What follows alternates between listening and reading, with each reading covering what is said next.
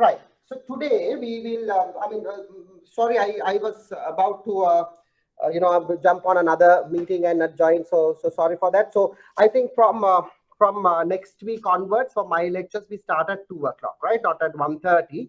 So sorry, I could not pass this message last to Menaka. So from next class onwards, please join at 2 o'clock, not at 1:30, right? So today's topic is the SME and economic development. SMEs and economic development. Hope you can see. If you have any problem of seeing this, maybe I don't know to the focus and all other. Is these letters are clear? Yeah. Oh, right. Yes, yeah, sir. because we will use more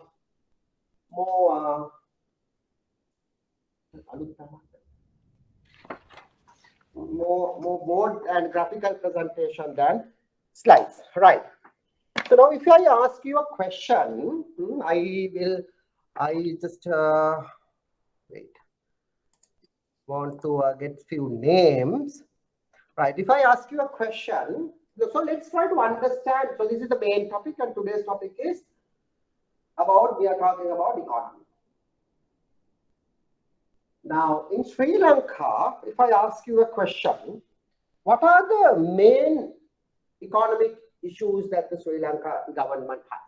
Actually, I want to summarize that whole economic issues to 3 main topics or 3 main areas.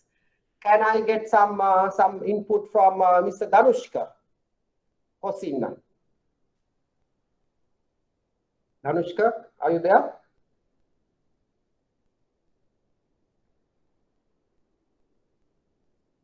Ms. Chamila? Now, please respond, right? I want everybody to respond now.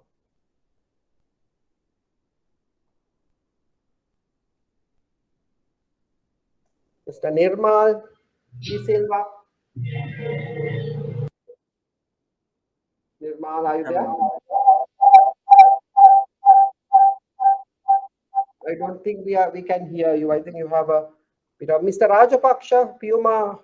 Sorry, Miss Rajapaksha, Piumi. Yes, sir. Yeah. So how you categorize what are the problems that the Sri Lankan government has? Or Sri Lankan state has? Economic problems. Piumi? Macro and micro. Huh? Macro and micro. Macro and micro tamai, but one of the main problems may Piumi. Can I get some from Mr. Johan? Johan Mark? What are the issues that you can see in Sri Lankan economy? Hey, come on, guys, please. So respond. actually, our economy, there are so many small and medium enterprises, no large enterprises actually, and most of them are not export-based businesses. They are actually based on imports. So I think that is the main issue we have. Okay, that's the main issue. Okay. Yes, that is one of the issue. But what is the main issue? issue export based that I understand. But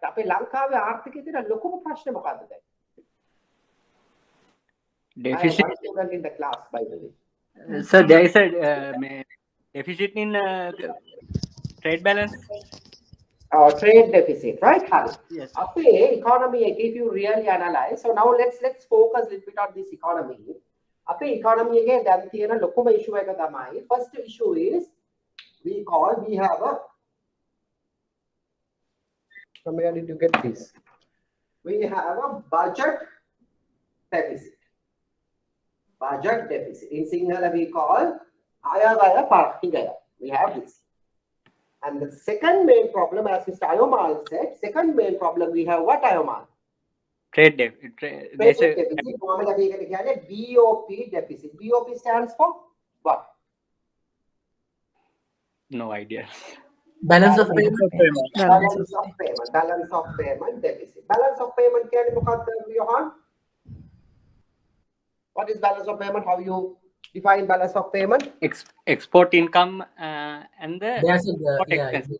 Okay, so that means the difference between exports and imports. imports. Eka tamai balance of payment.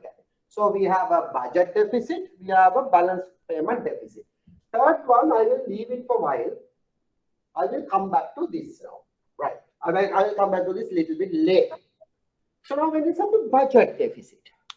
So budget deficit means now Sri Lanka, we are spending a lot of money, but we earn a little bit less. So then the gap is being widening. And you know the whole reason. So once the gap is being widened, what we are normally going to do? Now let's say in your house, right, you are earning 50,000 rupees per month as salaries. And then maybe your household expenditure due to your loans and all other repayment, it has cost somewhere around 75,000. So you are running a deficit of 25,000. So now normally what you do in a situation like this? Need to borrow from outside. Yes. Danushka, yes. What is that? Need to borrow from outside. Yeah, we borrow some money or we put from our savings and then do that. After the savings, so what we do, we will borrow from outside and then we will cover that. We will come back to that. Now, borrow that we are in a different situation. I'll come back to that later. So now let's focus on the budget. So handling of a budget in economics, what do you call that policy? What do you call that policy? Fiscal policy. Fiscal policy. Fiscal policy. Very good. Fiscal policy. Ayavaya pratipatti. Fiscal policy kiyanne how you manage the government budget. So let's try to understand. Now let's say this is the state. By the way, what is the difference between state and the government? State එකයි government එකයි වෙනස මොකක්ද?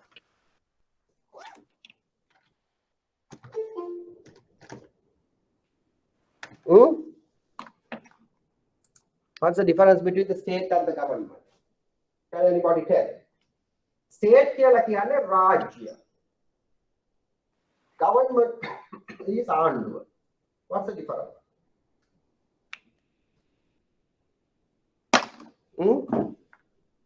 Any one of you can tell?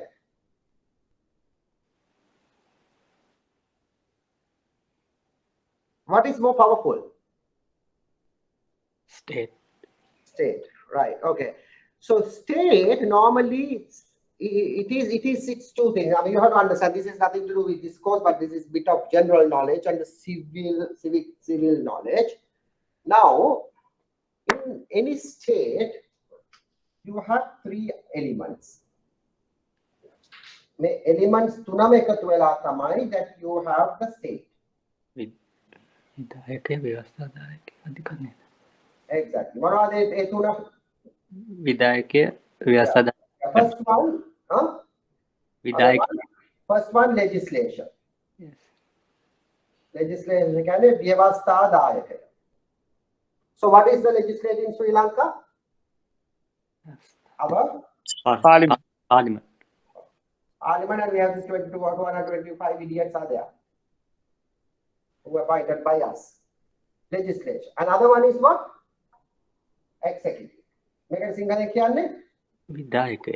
විධායක. And what's the other one? අධිකරණය. Judiciary. අධිකරණය. එතන මේ තුනේ එකතුවට තමයි අපි කියන්නේ ආණ්ඩු ක්‍රම ව්‍යවස්ථාවේ හැටියට රාජ්‍යයක් කියන්නේ. So state is a big element. And actually government is executive. ලංකාවේ executive එක කවුද? Who represent, now this represent the parliament, represent the Cabinet legislation. and President. President. His Excellency the President and the Cabinet of Ministers. මේගොල්ලෝ තමයි ලංකාවේ executive.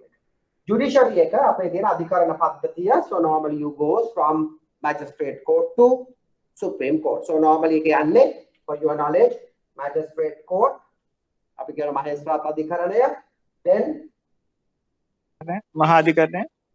ඊට කලින් district court දිසාධිකරණය, then මහාධිකරණය කියන්නේ අපි district court, high court, ඊට පස්සේ court of appeal, ඊට පස්සේ Supreme Court. Maybe the Tamadhikara Paddhati, right? I mean, for your knowledge, right? So magistrate court, district court, Disadhikaranaya, high court, court of appeal, and supreme court. Right? Menna me adhikarana paddhati api kiyana judiciary kiyana. Right. Now please tell me what is the role of Vyavasthadayaka? By the way, colleagues, this is nothing to do with economics, nothing to do with SME. This is your civil knowledge. Sevvandi, can I come back to you? What do you mean by legislature? I will ask from Sevvandi now.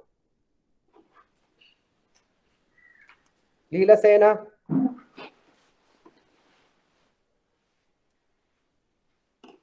No. Janakaran Krishnamurthy. Janakaran, are you there? Can you hear us?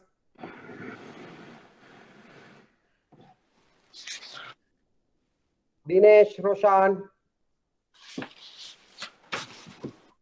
If you don't know the answer, but at least respond. Dinesh, Pires.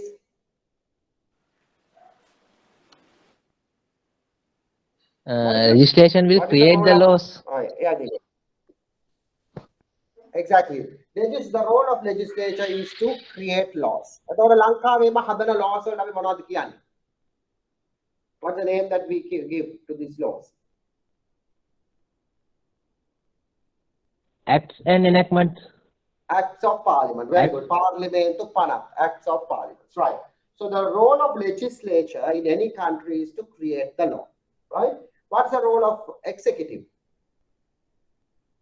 Executive's role is to what? Execute the laws.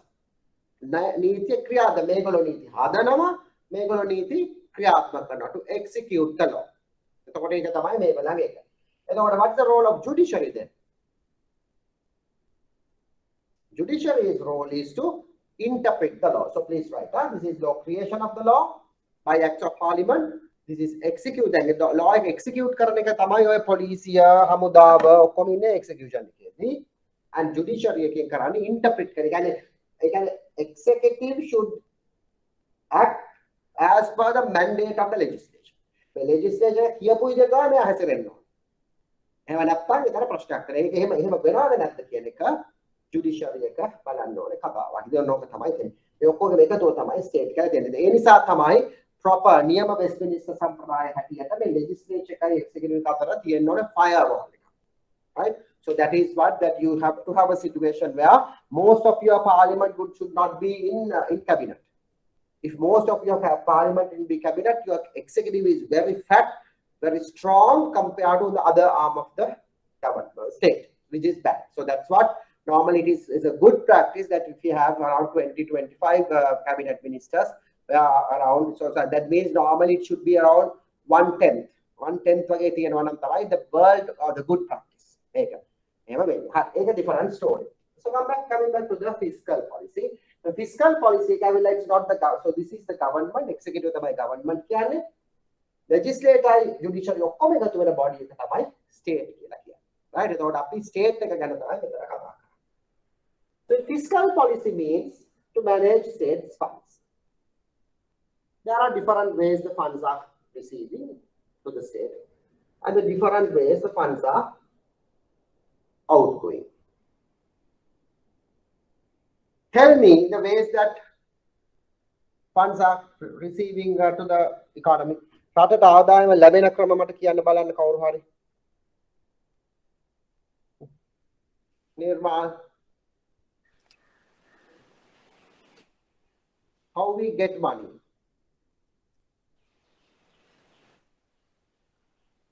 How we get money to the country?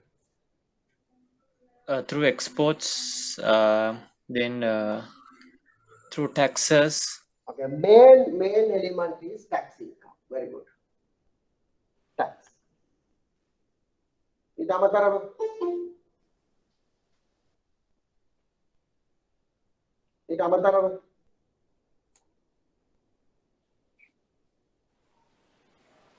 What else?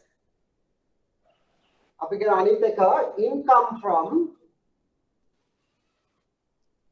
SOEs. SOE stands for State-owned enterprises. State-owned enterprises. Very good.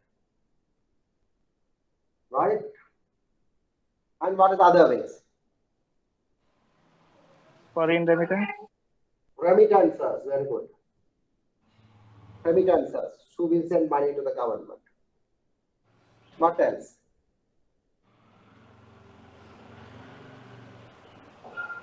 What Export else? income. Exports. Our exports, state if it is Raja export karna vitarයි පුතා, right? Private exports එක එන්නේ නැහැ. නමුත් අපි කියමු අපි khanijo valley or something like that. If any country export has a Rajaya, so then you will get the export income, right? FDIs, foreign direct investment. And what is the other very controversial way of getting money? You know this. Obtain loans from Loans, very good. Loans. Right. But these are the ways, different ways that state would get funds. Now, once state get funds, it is used in two types or two ways. First one we call capital expenditure. In Sinhala we call Pragdana Viyadam. And the second one we call recurrent expenditure. What's the difference between PUME? What is the difference between capital expenditure and a recurrent expenditure? Capital expenditure is done to Capital expenditure is Sinhala වචනේ තමයි ප්‍රාග්ධන වියදම්. I can't remember the exact words. Infrastructure development. Okay, infrastructure development or hari ප්‍රාග්ධන වියදම් කියන්නේ that you are spending your money which for the goods which are capital in nature. Capital in nature කියනකොට points කීපයක් එනවා. Infrastructure in nature තමයි, you are correct. Number one, it could be one off. Capital expenditure දිගට වෙන්නේ නැහැ, one off. One off. Another one is it's a long term project, long term thing, right? Give example for capital expenditure.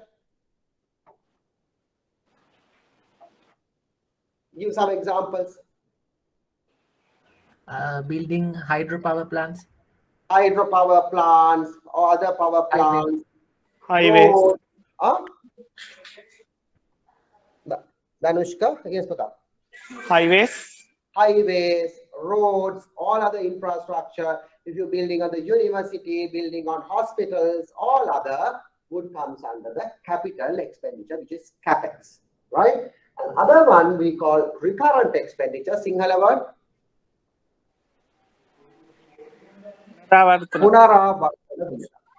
Punaravartana viyadam. Right? What do you mean by that? What do you mean by that? You know, වචනෙන්ම කියවෙනවා. You mean? They are Continuous. recurrent expenses. Recurrent. Daily. They occur on annual basis. Exactly. They occur on annual basis.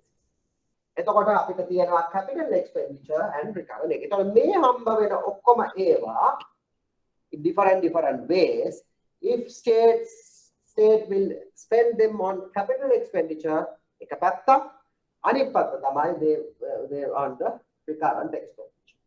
Now recurrent expenditure එක ගැන අපි තව චුට්ටක් කතා කරන්න ඕනේ. Now having looking into this is a very simple, the blue color one. මේ පොඩි එක බලලා මට කියන්න ලංකාවේ බජට් එක deficit වෙන්න හේතුව මොකක්ද? මොකක් විය හැකිද? Samudra Bandara, Samudra, can you try? Why do you think Sri Lankan budget is in deficit?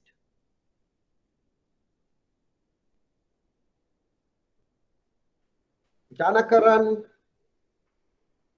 guys, please respond, please.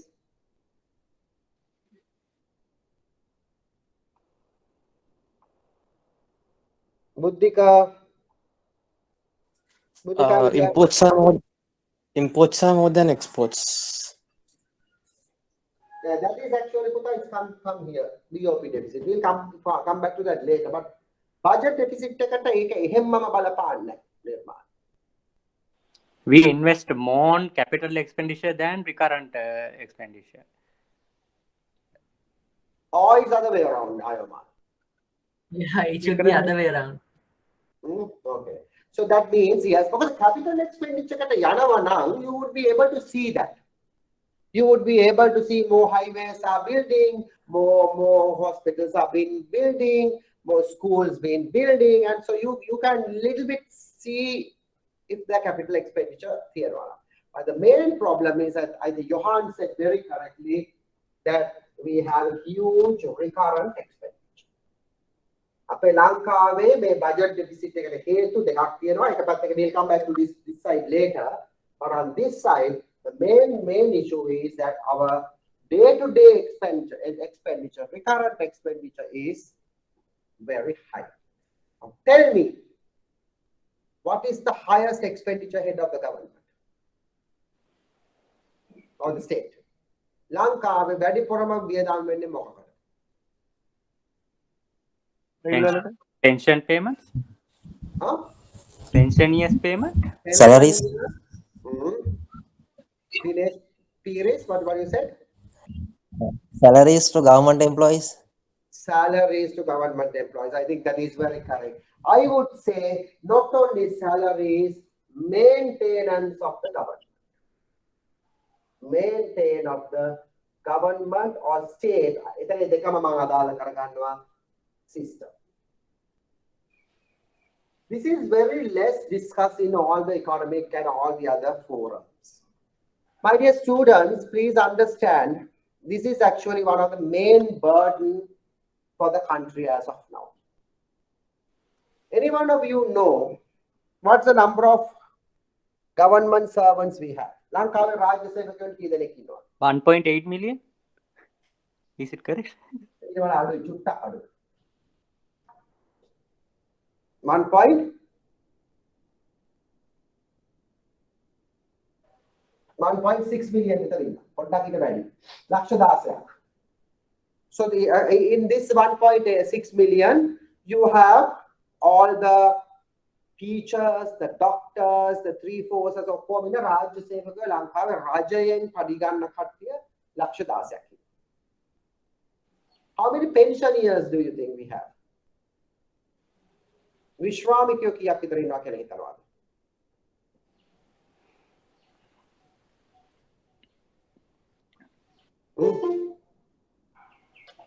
Vishwamikyo Lankawe na Lakshata. Make a katuwa kiyada? 2.4 million. Huh?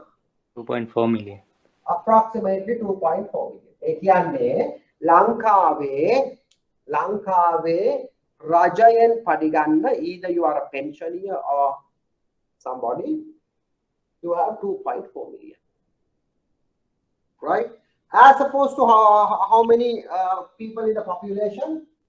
21 million. 21. බලන්න මේ අතර තියෙන ratio එක.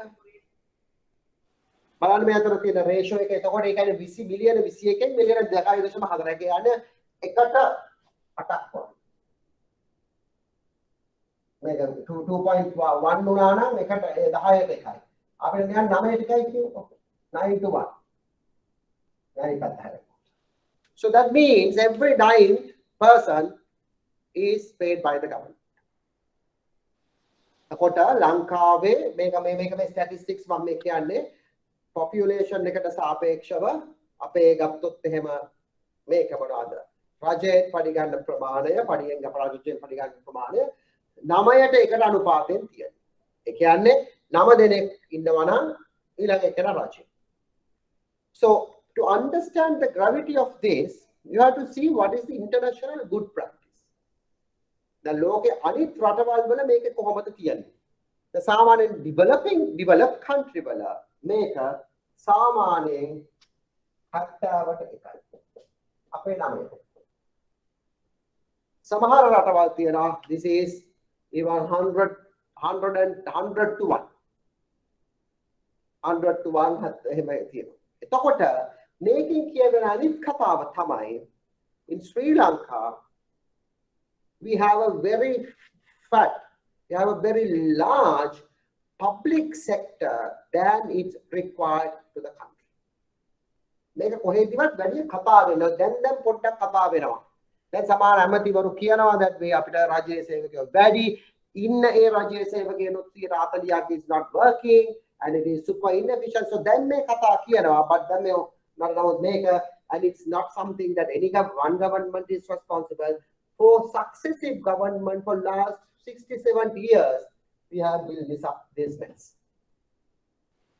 මේකට හේතුව මොකක්ද? I මෙච්චර ලොකු වෙන ලංකාවේ රාජ්‍ය සේවය. Chamar, any idea? Chamar? Political. ඒ කියන්නේ political මොකක්ද ඒක? කියන්නකො බලන්න. Promises. ගොඩක් ලංකාවේ වෙලා තියෙන්නේ මේකයි මම කියන්නේ මේකේ ප්‍රශ්න තියෙන්නේ politicians ලගේ දේශපාලඥයෝගේම නිසාම නෙමෙයි. අපිත් මේකේ ලොකු රෝල් එකක් කරනවා. අපිත් ගොඩක් කට්ටිය බලන් ඉන්නේ රජයේ රැකියාවක්.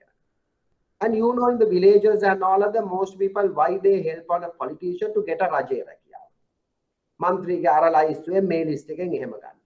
එහෙම කරලා මන්ත්‍රී and all of that, once somebody has supported him or her in the election, what could be the present that they are giving is a රජයේ රැකියාව for your kid or somebody.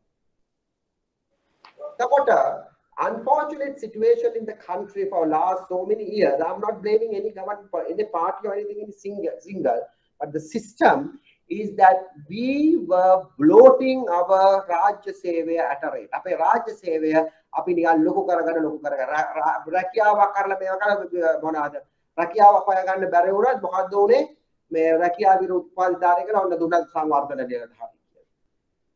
මේ ළඟදිත් එහෙම දුන්නා. සංවර්ධන සමහර සංවර්ධන නිලධාරීලා සමහර මට කියලා දෙනවා GS ලා. එහෙම නැත්නම් දිසාපති කට්ටිය වරු සමහර DA කියන්නේ district officers වල even they don't have even chance to sit.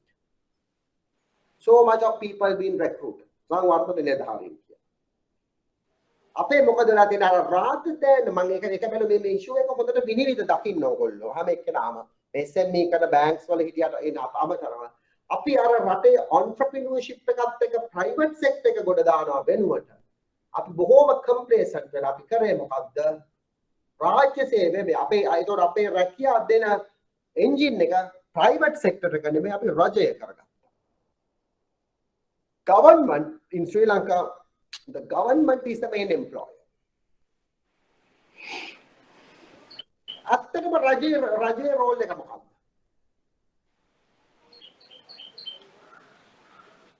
ව්‍යාපාර හා සම්බන්ධ ගත්තාම රජයේ රෝල් එක මොකක්ද? රජයේ රෝල් එක තමයි to be the impartial spectator. රජය should regulate things. මේක රජයේ ඕන රජයක තියෙන්නේ මේ අපේ තියෙන අලුත් ආර්ථික න්‍යායයන් අනුව let the businesses, let's say SMEs, let the corporate do the business. But you have to have an impartial spectator or the regulator, the umpire කෙනෙක් ඉන්නෝනේ මේගොල්ලෝ හරියට ප්ලේ කරනවාද කියලා බලන්න. umpire ගිහිලා මැච් එක ගහන්නේ නැහැ. umpire ගිහලා මැච් එක ගහුවොත් ඒක හරියට ඒක conflict of interest. You can be a umpire and you cannot be a player. No? Umpire should be there and then let the players to play. එහෙනම් තමයි ක්‍රිකට් වලින් උදාහරණයක් ගත්තොත් අපි 12ක් ප්ලේ කරන අතර එක අම්පයර් හොදෙන්නයි. අම්පයර් 12ක් නෑනේ. මොකද ඒක යාගේ ජොබ් එක තියෙන්නේ ස්පෙක්ටේට් කරන මොනිටර්. දැන් අපි මොකද කරන්නේ මේ රාජ්‍ය යාන්ත්‍රණය ප්‍රයිවට් සෙක්ටර් එකේ කරන්න තියෙනවා රාජ්‍යය බදාගෙන අන්තිමට ඒක හරියට වෙන්නේ නැහැ. So we have so many umpires now than the players. දැන් මේ මිලියන 2.4ට කවුද පඩි ගෙවන්නේ? කවුද පඩි ගෙවන්නේ? Taxes, sorry. Exactly. Taxpayers කියන්නේ කවුද? People who are working in the private sector or people who are doing businesses, SMEs and corporate. එතකොට අපිට දැන් ඒ tax ගෙවන කට්ටිය අඩුයි සාපේක්ෂව. ඒ tax එකෙන් යැපෙන කට්ටිය වැඩි. ඒතර අපි රටක් විදිහට මේ වැටිලා තියෙන අගාධයට එක හේතුවක් තමයි කාලයක් තිස්සේ ඔන්න ඕක අපි ටොලරේට් කරගෙන ගියා. මේකට මම I will not blame any single politician, no single party. The main blame goes to the people who selected the bloody politician and who entertained and who tolerated this nonsense for a long period of time. And we, of course, not we, I mean individually, of course, part and parcel responsible of going behind the politicians and get the jobs. Not you guys, but majority. Right? මෙන්න මේ හින්දා අද වෙලා කියන්නේ ලංකාවේ රාජ්‍ය සේවය අපි හිතනවට වඩා ලොකුවට වෙලා. දැන් මේක තමයි ආණ්ඩුව IMF එකට යන්න තියෙන බය. IMF එකට ගියොත් මොකද IMF එක කියන්නේ? ඔය 이르දි බලයක් ඕනේ නැහැ ඔක කියන්නේ. මොකද IMF එක කියන්නේ? Ayoma, what IMF will do?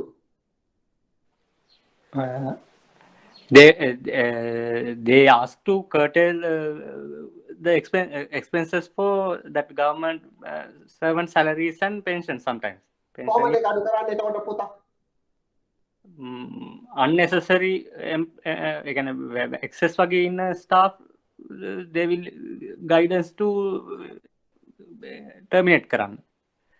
Exactly. IMF එක කියනවා මොකද්ද කියන IMF එක කියන පළවෙනි කොන්දේසියක් ඒ IMF එකෙන් රාජ්‍ය සේවය අඩු කරන්න.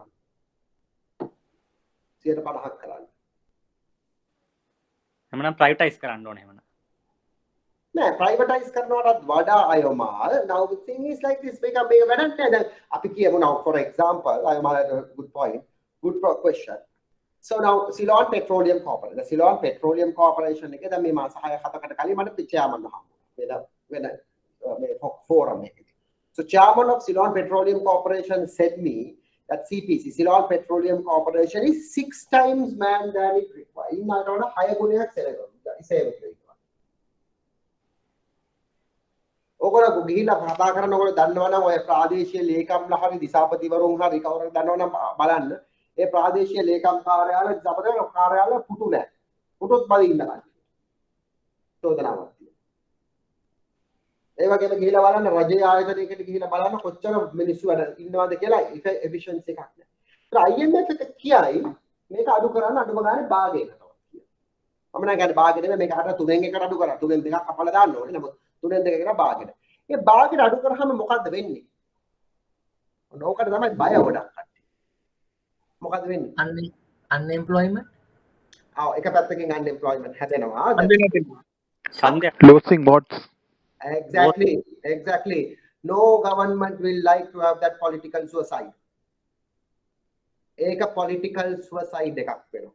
අපි මේක හොඳට තේරුම් ගන්න ඕනේ. මොකද ඊළඟ පාර ඡන්ද ඉල්ලනවා නම් මේකට අත ගැහුවොත් ඉවරයි.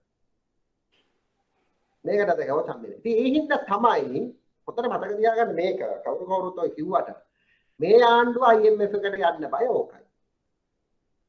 විපක්ෂය කියන IMF එකට යන IMF එකට විපක්ෂයටත් ඇවිල්ලා වාඩි වෙන්න කියන්නකො මෙතන. ඒගොල්ලොත් මේකමයි. ඒතර මේගොල්ලෝනේ පත්‍රිකයි IMF එක. ඔන්න ඕක තමයි bloody politics in this country. Right? because විපක්ෂය දැන් මේක කියන්නේ මේ රටට ආදරයටත් වඩා මේක කෙලින්ම කියන කාට වුණා. ආදරයටත් වඩා IMF එකට යන්න කියන්නේ then who will take this burden, this government, so then this government will be not that this government doing great, but this government will be depopularized that they think that they can come to the power and then they can do whatever they want. ඒ නිසා මේක අරක වගේ මේක government එකට ඉස්සර රඳෙන්න කොට්ටේ මාරු කරලා හරියන්නේ නැහැ. So this is a situation where you have to be very careful. Actually this surgery has to be happen one day or another. මේ surgery එක වෙන්නේ නැති තාක්කල් අපිට මෙන්න මේ expenditure එක තියෙනවා. Trust who will take this huge risk. This is a huge political risk, and I said this is a political suicide. හරියට වෙනවා. මේක හැබැයි කරන්න වෙන තත්ත්වයක් දැන් හෝ it's a matter of time. Matter of time. You take my word, matter of time. කවුරු එක කරයි දන්නේ නැහැ. කවුරු කරත් you have to get this hit. මේක තවත් උග්‍ර වෙන there's another reason in the country that අපේ රටේ මේ multiple තව structures මේකේ හේතුව තමයි හරීම අවිධිමත් රාජ්‍ය පාලනයක් තිබිච්ච එක.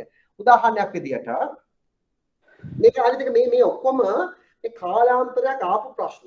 මේ හේතුඵලය අනුව කාලාන්තරයක් ආපු ප්‍රශ්න. So this is not අර එකපාරට නිකන් emerge වෙච්ච ප්‍රශ්නයක් නෙමෙයි. එකක් තමයි මේක දැන් උදාහරණයක් විදියට ලංකාවේ ඉස්සර තිබුණා සුද්ධෝ ඉන්න කාලේ you have a person like governor or somebody and you have a very strong administrative structure with GAs. අපි කියන්නේ දිසාපතිවරු කියන. එහෙම ගිහුව administrative structure එකක් තිබුණා. central government එකයි.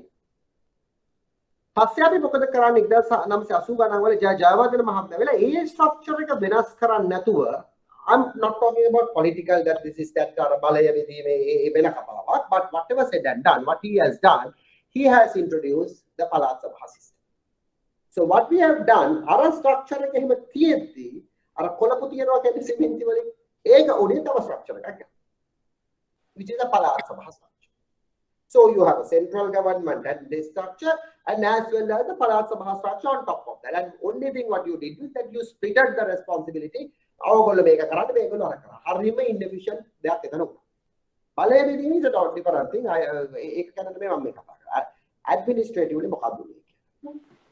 And then you had something called Revadas Mahatya Manu Ganamadi. I Pradesh Sabha. It's a Pradesh Sabha. It's a Gang Sabha. ප්‍රාදේශීය සභා ගැන සෝදාව දෙහරා 325ක් දුකක් තියෙනවා ප්‍රාදේශීය සභා. ඒතකොට අර දිස්ත්‍රික්ට් සෙක්‍රටරිලා හරහා තියෙන ස්ට්‍රක්චර් එක එහෙම තියෙනවා. පළාත් සභා හරහා තියෙන ස්ට්‍රක්චර් එක එහෙම තියෙනවා. තවත් කොලකුවක් ගැහුවා මොකද්ද? ප්‍රාදේශීය සභා කියලා. ප්‍රාදේශීය ලේ ඔක්කොම ඉස්සර හිටපු උපදේශය ඉස්සර හිටියේ this GA AGA දිසාපති උපදේශාපති. දිසාපති කියන්නේ ලංකාවේ ඇඩ්මිනිස්ට්‍රේටිව් ඩිස්ට්‍රික්ට් එකකට කෙනයි. district ලොක්ක තමයි district එකේ රජයේ නියෝජිතයා තමයි දිසාපති. එයාගේ දෙවනියා තමයි උපදිසාපති AG. එහෙමනේ තිබුණේ. දැන් ඉස්සර හිටපු ලෙනාඩ් වුල්ෆ්ලයි. ඒ හිටපු දිසාපතිවරු. නිකන් ඉන්න ඔය අපේ දැන් ඉන්න අය වගේ නෙමෙයි. බොහොම හොඳ මිනිස්සු. ඊට පස්සේ ඔය කවුද අයියා නායක කවි පන්තිය ලිව්වේ. ඒගොල්ලෝ වෙල දිසාපතිවරු. So these are the people who are very well educated, very knowledgeable, well read people. So දිසාපති හාමුදුරුවෝ කියලා නිකන් දිසාපති කෙනෙක් ආවම it's a big job. So it was what they have done, what Mr. Premadas had done was to introduce this other system called Pradeshya Sabha and Evage Pradeshya Lekam Kottasa Tulsi Ganaka establishment. And then he has given the authority of AGA to the Pradeshya Lekam Pralate, District Secretary, Divisional Secretary. District Secretary Disapati, Divisional Secretary. Premadasa මහත්තයා මොකද කරේ අර district secretary කෙනෙක් දිසාපති කියන බලය අඩු කළයාව දිස්ත්‍රික්ට් ලේකම් කරලා මේගොල්ලෝ ප්‍රාදේශීය ලේකම් ප්‍රාලේලා කරා. ඒ වගේ ප්‍රාලේ කොටාෂ 335 25 මේක. ඔන්න Google කරලා බලන්න. So then අපිට පේනවා මේ ස්ට්‍රක්චර් පිට ස්ට්‍රක්චර්ස් ආවා. ඒ ස්ට්‍රක්චර්ස් ඉන්නේ නිකන් නෙමෙයි එම්ප්ලොයිස් අත් එක්ක. කවුද ඔයකට එම්ප්ලොයිස් පොලිටිකලි බැක් කරපු මිනිස්සු. ඊට පස්සේ ප්‍රාදේශීය ලේකම් කොට්ටාශ වලට සංවර්ධන නිලධාරීන් අනියුක්ත කරා. Completely a useless job. මම කියන්නේ හැම සංවර්ධන නිලධාරියෙම useless කියන්නේ. I mean there are people who might do a lot of good work. I will not criticize them, but this is what had happened. And as a result, what had happened, structure upon structure, and then bloating the structure, people are employed, few people to generate money, lot of people to consume. Few people to play the game, lot of people to umpire the game, administrate the game. सामान्य अनित रटवल वल lean government structure करे यानකොට අපි කරේ government structure එක block කරා. Politician thought this would be an easy way to give jobs, easy way to come back the unemployment problem. Ajay රකියා දු ප්‍රශ්නේ දෙන්නේ මේ ඔයගොල්ලෝ pension එක. Like ඒක හින්දා මේක වෙලා තියෙනවා. Okay. මම විනාඩියක් නවත්තනවා. I would like to see some comments from you.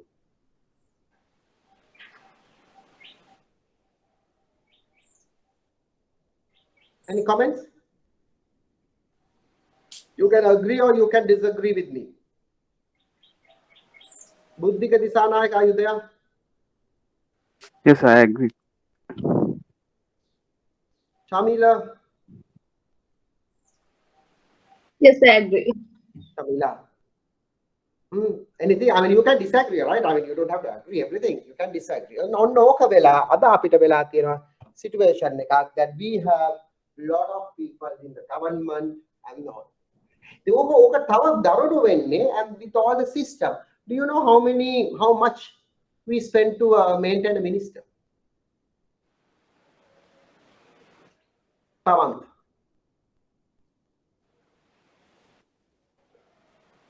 අමති කෙනෙක්ගේ මේන්ටේන් කරන්න මාසෙකට කොච්චර මුදලක් යනවද? මේන්ටේන් කරන්න කියන්නේ යාගේ සැලරි එක විතරක් නෙවෙයි යාගේ සැලරි එක යාගේ ප්‍රයිවට් සෙක්‍රටරිලාගේ සැලරි එක යාගේ ප්‍රයිවට් ඒක තුන් දෙනෙක් ඉන්නවනේ තුන් දෙනාගේ salary එක ඊට පස්සේ ආගේ ටෙලිෆෝන් බිල් එක එතකොට ආගේ housing rent එක යාරක මේක ඉන්ධන ඔක්කොමත් එක්ක එතකොට ආගේ අපු vehicles ඒකට අපු tax benefits ඒවා ඉපා කරලා ගන්නකොට එක cabinet minister කෙනෙක් උට අපේ රජය approximately 7 to 8 million spend for the month. And if you want to be minister, this is your package. Not bad, huh? 8 million salary per month. Always you are negotiating your salaries. No? Of course, I know here you are bankers, you are highly paid bankers here. But having said that, the 8 million is a bloody hell of money. Right? And this is the package. Research approximately 7 to 8 million. Everything I will have drivers, I will have salary. And a minister can maintain on Sri Lanka per month. Karena වැඩ මොකක්ද කියලා තම තමන් බලා ගන්නවා. ඒක මෙච්චර ගෙවලා මිනිස්ටර්ස් ලා අපි සෑහෙන ගාණක් මේවා කරනවා. එක දවසක් පාර්ලිමේන්තු එක තිබ්බහම කස්ට් එක කීයද?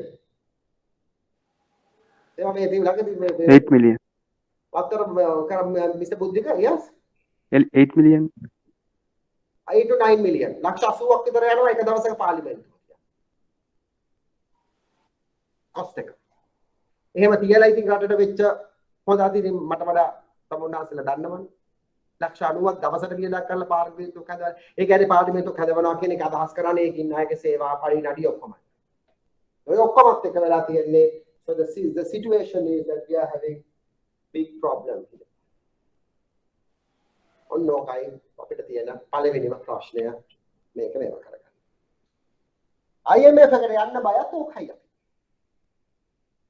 IMF එක මොකද IMF එක there's no political agenda no. IMF bonds IMF is a technical organization. Some people සමහර අය කියන American conspiracy ඒව ඕන විදිහකට අපිට interpret කරන්න පුළුවන්. American conspiracy අධිරාජ්‍යවාදය අරකද මේකද everything would be there. මේ එහෙම කියලා කියනවා. නමුත් ඒක එහෙම තිබුණා හෝ නැත. දැන් අධිරාජ්‍යවාදී conspiracy ඕනේ නැහැ. Adhirajavadi, we have ruined the country, right? Adhirajavadi also ruined the country, and we in our people after independence we have ruined the country in style. And the problem is Adhirajavadi correct? But in our leaders, they have ruined the country, portraying themselves as patriotic. So if any leader would say patriotic, I will really get mad actually, to be honest. What the hell they have done? Despite on other than few leaders like Dr. C.W.W. Kannangara, who had given the free education, where I am here, you are there, because of that. Right? ඒ වගේ කිහිප දෙනෙක් අරින්න අනිත් කාටවත් එක කියන්න මං හිතන්නේ බෑ. මේ අවුරුදු 70 ගානක වල මොකද? Right? අතන අධිරාජ්‍යවාදීන් කරේ ඒගොල්ලෝ දැනගන්න. ඒගොල්ලෝ අපි දන්නවා they want to loot the country, but apparently looted by our own people. Ayamal, you have a point? Please tell. You can disagree with me. No, I am totally agree with you, sir. ඉතින් ඒකයි අපිට තියෙන තත්ත්වය. අපි ඉතින් ඒ නිසා අපි දැන් මෙතන ආවොත් IMF එකට යන්න බෑ. IMF කියන්නේ IMF එකට political agendas දැන් ඒනොත් බතර what your politics you manage that. But problem එක තියෙන IMF එකේ surgery එක කරන ડોක්ටර් කවුද? මේ surgery එක කරන ડોක්ටර් ගෙදර. ඊළඟ ඉලෙක්ෂන් කවුද මේ ගෙදර යන්න බලාගෙන බලය අතහැරලා මේ සර්ජරි එක කරන්නේ කාලයක් අපි හිතුවා මෛත්‍රීපාල සිරිසේන ඔක කරයි කියලා ගෙදර යන්න බලාගෙන මොකද උනේ කියලා අපි දන්නවා කාලයක් අපි හිතුවා රාජපක්ෂ මේව කළා වෙන කෙනෙක් ඇවිල්ලා කරයි කියලා නෑ දැන් අපි හිතුවා සමහර ලොකු හොඳ ලීඩර් කෙනෙක් ඇවිල්ලා කරයි කියලා නමුත් මං හිතන්නේ we got carried away for a long period of time, right? I am not telling any politics, but I am telling the economic politics of everything, right? So don't and if you don't like, you can criticize and you can have a different opinion, but listen what I am saying when I am talking logic or not. If I am talking bullshit, that's fine, right? Okay. මේක තමයි පළවෙනි එක. අපි පොඩි break එකකට යන්න කලින්. ඊළඟ ලොකුම expenditure heading එක මොකක්ද?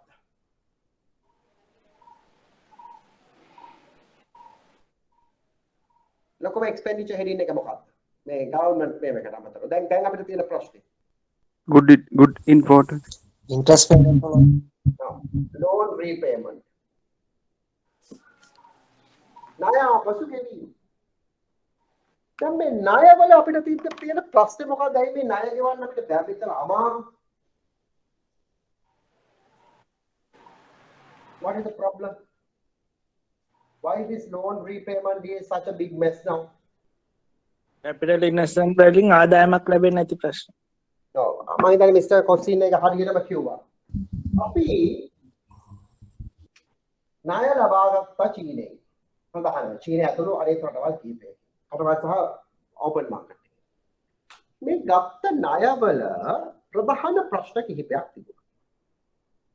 I have been highlighting this since 2009. I mean, economists like කියනවා සාමාන්‍ය අහන්නේ නැහැ. අහන්නේ නැත්තේ සමහර politicians long term politically long term හිතන්නේ නැහැනේ. මොකද ඒගොල්ලෝ politicians are politicians. අපි මේ ගත්ත ණය විශේෂයෙන්ම අපි චීනෙන් ගත්ත ණය ගත්තහම මේ ණයේ මුල ඉඳලම ගත්තොත් ප්‍රධාන ප්‍රශ්න දෙකක් තිබුණා. එකක් තමයි මේක high interest rate එකකට ගත්තා. මේක අපි බැලුවොත් අපි compare කරොත් ඉස්සර අපි ඔය මහවැලි ව්‍යාපාරය and all other things, the interest rates that we enjoyed was 1%, 2%. Right? But at the time that we ended the war, we want to develop the country, and at that point, the way that the war happened due to whatever reasons, most of our initial donors said, no, we are not going to support you unless you have a reconciliation process, which government didn't want to do that. That's a political decision, right or wrong, that's a different thing. So most of the traditional donors said, okay, no, you will manage your system. The only country who supported us at that point was China. But the problem was Chinese loans were quite expensive. Normally Chinese loan interest rate is higher. So compared to the previous loans, Chinese loans are expensive. And mind you, this is dollars, billions. Rupees millions. So the percentage change percentage decimal change it is impacted a lot. ඊළඟට Chinese loan එකේ period එකේ ප්‍රශ්නයක් තියෙනවා. ඉස්සර අපිට හම්බෙච්ච loans අපිට හම්බුනේ අවුරුදු 20කට 25කට. හැබැයි Chinese loans අපිට හම්බුනේ අවුරුදු 8ක් 12ක්. ඒ වගේ තමයි මේ mature වෙගෙන යන්නේ. අපි 2010 11 12 ගත්තේම තමයි 2022 මේ ගෙවන්න තියෙන්නේ එහෙමද? අවුරුදු 10. Short. එතකොට you would see that මේ loans ගත්ත loans ගන්නකොටම we are on a double murder. A, it was high interest rate. B, it was on a short term. ඔනෝක තමයි අපි කරපු පළවෙනි mistake. හරි කමක් නැහැ. කියමු අපි mistakes anyone can do no. අපි ඒක ගත්තා. After the mistake we did a blunder. Mistake එක උනාට කමක් නැහැ. blunder එකකුත් කරා. ඒක තමයි අර Mr. Kosin accused. What is the blunder we did? We invested these loans for short, very long-term projects.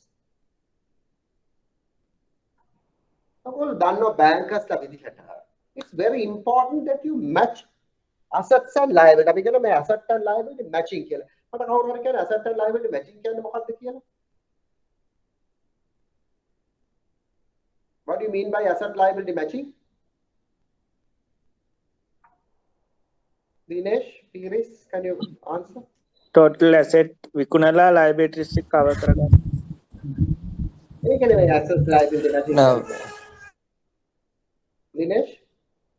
Actually, sir, we should not fund our long-term assets from short-term liabilities like short-term deposits. Exactly. I think Johan was spot on, right? Asset liability matching කියලා කියන්නේ period of the asset should be more or less equivalent to the period of the We have ඔයගොල්ලෝ bank සමිතිය මේක කරනවානේ. ඒකනේ අපි short term cash Mr. Dinesh, can you please tell what is that? But I hate na Dinesh. I think your mic has a problem. ඒ කියන්නේ asset එකයි liability එකයි කද ඒ කියන්නේ අපි short term අපි හිතමු short term එකකට මොකද්ද කරන්නේ ඔයගොල්ලෝ bank overdraft එකක් දෙනවා. අපි bank overdraft එකක් දෙන්නේ නැහැ නේ ගයක් හදන්න. why? මොකද ගේ හදන එක long term process එකක්. එතකොට bank overdraft එක මාසෙන් mature වුණාම your asset has been not built.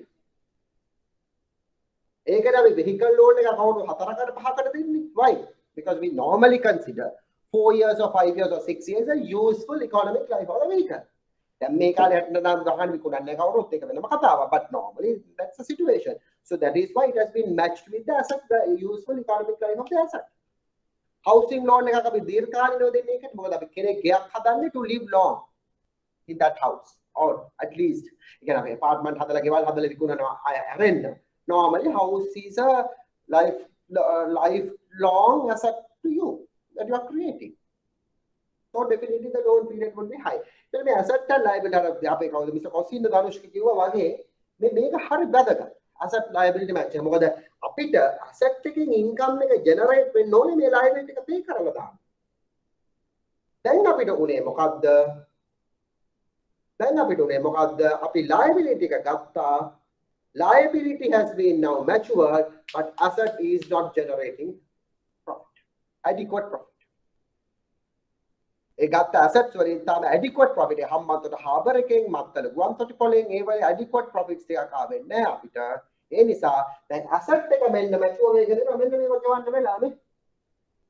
2009 10 11 12 ගත්තේ ඒවා දැන් 2022 අවුරුදු 10 12 වෙනකොට කාලේ පරිදි දැන් තමයි අමාරු කාලේ ඉන්නේ. එතකොට මොකද වෙන්නේ ඊළඟට වෙන්නේ ඊළඟ එක තමයි ඔය loan ගන්න තව loan ගත්තා. You as bankers would know loan එකක් ගෙවන්න තව loan එකක් ගන්නවා කියන්නේ මොකද්ද? Financial suicide. සියදිවි හානි කර ගැනීම. තම සියතින් ගැලසින ගත්තා වගේ වැඩක් ඔය කරා. And you know as bankers it's very difficult. You might also have some clients who want to get a loan to cover existing loans. Loans ටික consolidate කරලා ගෙවන්න එක වෙනම කතාවක්, right? Don't take it literally. But if the guy would be defaulting another loan and he would need another loan to repay this, and then what would happen? He create another liability and another loan. So we have been doing this. Really sagala තියෙන අපිට loan repayment එකක් දැන් ලොකු ප්‍රශ්නයක් වෙලා තියෙනවා. දැන් අපේ income එක ඇත්තෙම නැහැ. එහෙම තමයි income එකට වඩා ගොඩක් වැඩි වෙනවා අපේ repayments. හරිද ඉවරද?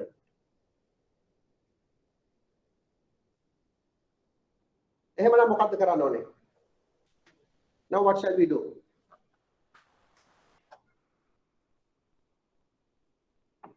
What shall we do? අර කවුරු හරි කියන්න බලන්න මේකට උත්තරයක්. asset විකුණන්න ඕනේ. We have to increase our taxes. එක්ක assets විකුණන්න ඕනේ. විකුණලා ඒකෙන් මේවා කරන්න ඕනේ. assets විකුණන එකක් දැන් දන්නවනේ ලේසි නෑනේ. විකුණන්න Otherwise we have to domestic we have production to increase our taxes.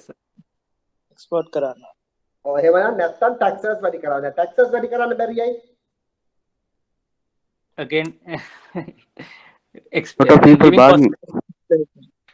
ඔව් taxes වැඩි කරොත් වෙන මේ කියන ප්‍රශ්න මැදිවට තව ප්‍රශ්නයක් ඇවිල්ලා ඒ පාර එක තව issue එකක් වෙනවා. අනිත් එක taxes ගෙවන්න තියෙන base එකත් අඩුයි. පොඩි පිට බය. මොකද අපි entrepreneurship foster කරේ නෑනේ. දැන් තේරෙනවා නේද මේ issue එකේ තියෙන acute කම. මේක හිතන තරම් ලේසි නෑ. මොන කවුරුවත් මේක විසඳන්න ලේසි නෑ. long term problem එකකට short term විසඳුම් බෑ. ඒක විසඳුමක් long term and මේක පරක්කු වෙන්න ප්‍රශ්න වැඩි වෙන්න pain එක වැඩි. If you have a cancer, you have to have a surgery followed by longer term medication to rectify that. අපිට surgery එකක් කරන්නත් වෙලා තියෙනවා දැන්. මේක බෙහෙත් වලින් උත කරන්න බෑ. අනිවාර්යයෙන්ම operation එකක් කරන්න ඕනේ. surgery එකක් කරන්නත් ඕන වෙලා තියෙනවා. surgery එකෙන් පස්සේ ගොඩක් බෙහෙත් බොන්නත් ඕන වෙලා. ඒ බෙහෙත් තිත්තයි. අඟට ಗುಣ බෙහෙත් තිත්තයි. හරි රස කෑවොත් හොඳ නැහැ. තිත්ත බෙහෙත් බොනවද නැද්ද? Nanushka, what do you think? අනිවාර්යෙන් කරන්න වෙනවා සර්. මේ තිත්ත බෙහෙත බිව්වේ නැත්තම් මොකද වෙන්නේ? bankrupt වෙනවා. අනිවාර්යෙන්. මරනවා. තිත්ත බෙහෙත බිව්වේ නැත්තම් මරනවා. හොඳ බෙහෙත් තිත්තයි. කසාය තිත්තයි.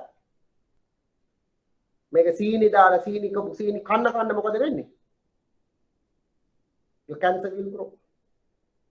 දැන් බෙහෙත් දීලා මේක හොඳ කරන්න බෑ. දැන් අපේ රටේ තියෙන දේ definitely one day or another we have to go for the surgery. දැන් මේ surgery එකට යන්න ICU එකේ ඉන්න client. ලෙඩ.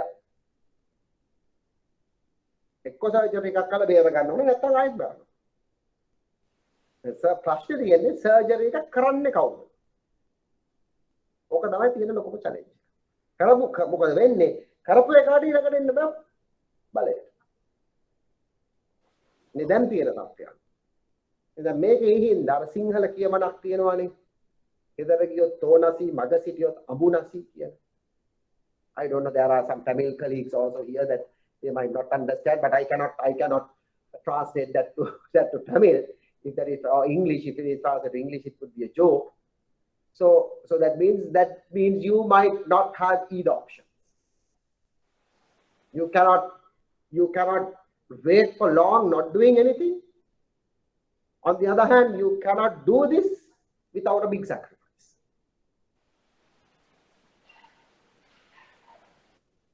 මග හිටියොත් අමුණාසි. ගෙදර ගියොත් තෝනසි. යකෙක් කෙනා ගෙදෙට. That is the problem. Okay, any comments? I would like to ask from Mr. Siva, Miss Sivapriya, Miss or Mr. Are you there? Can we ask from Miss Purnima Wadduwage? Unada adahasa.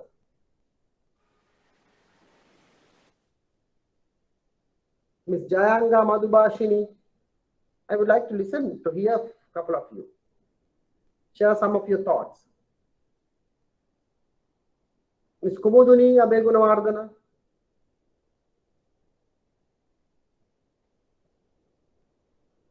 Either you are not listening or what? I don't know. I cannot understand why you are not responding. Ishan Udayanga.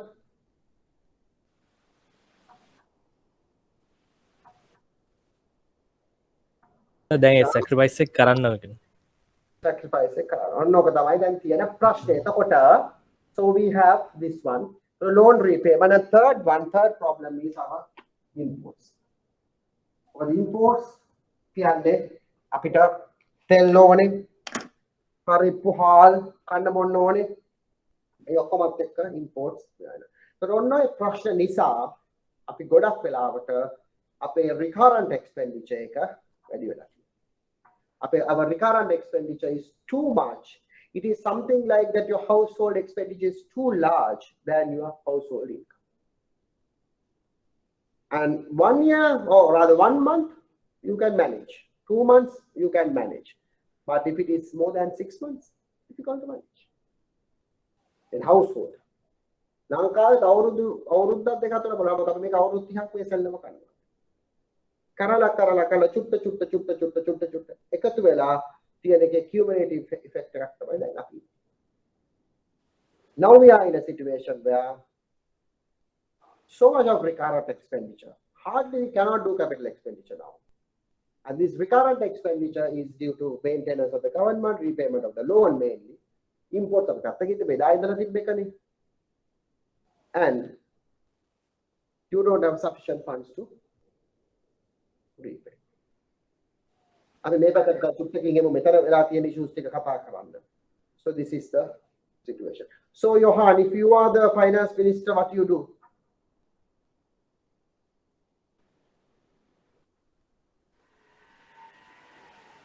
Johan,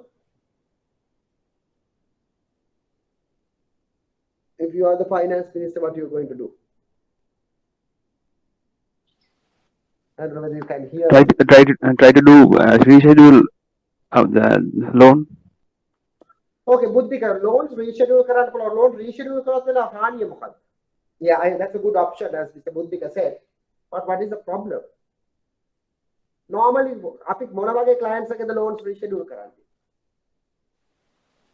cash flow එක මේ ඒ කියන්නේ ඒකල they are not good not good they are not like future cash flow එක හරියට මේවා වෙන්නේ නැති අයගේ තමයි අපි reschedule කරන්නේ. අපි we have classified them as we have downgraded them after doing that also. එතකොට loan reschedulement එකට ගියොත් මොකක්ද අපි වෙන්නේ? We have categorized as a downgrade country. දැනටමත් downgrade වෙලා reschedulement එකට ගියොත් අපි officially තවත් අපේ credit worthiness එක බහිනවා. අපි ඒක පැත්තකින් ඒක නොකරත් බෑ. ඒකයි මම කිව්වේ ගෙදර ගියොත් තෝනාසි මග සිටිය අමුණසි. දැන් බුද්ධික කියවාගේ reschedule කරන එක තමයි හොඳ. ඒක ඇත්ත ඒ කතාව. අර reschedule කරන එකේ ප්‍රශ්න කිහිපයක් තියෙනවා. එකක් තමයි අනිත් පාර්ටි එක කැමති වෙන්න ඕනේ. client ඕන විදියට reschedule කරන්න බෑනේ. bank also has to be agree on that. But the bank එකට ඕන විදියට reschedule කරන්නත් බෑ. client has to agree that.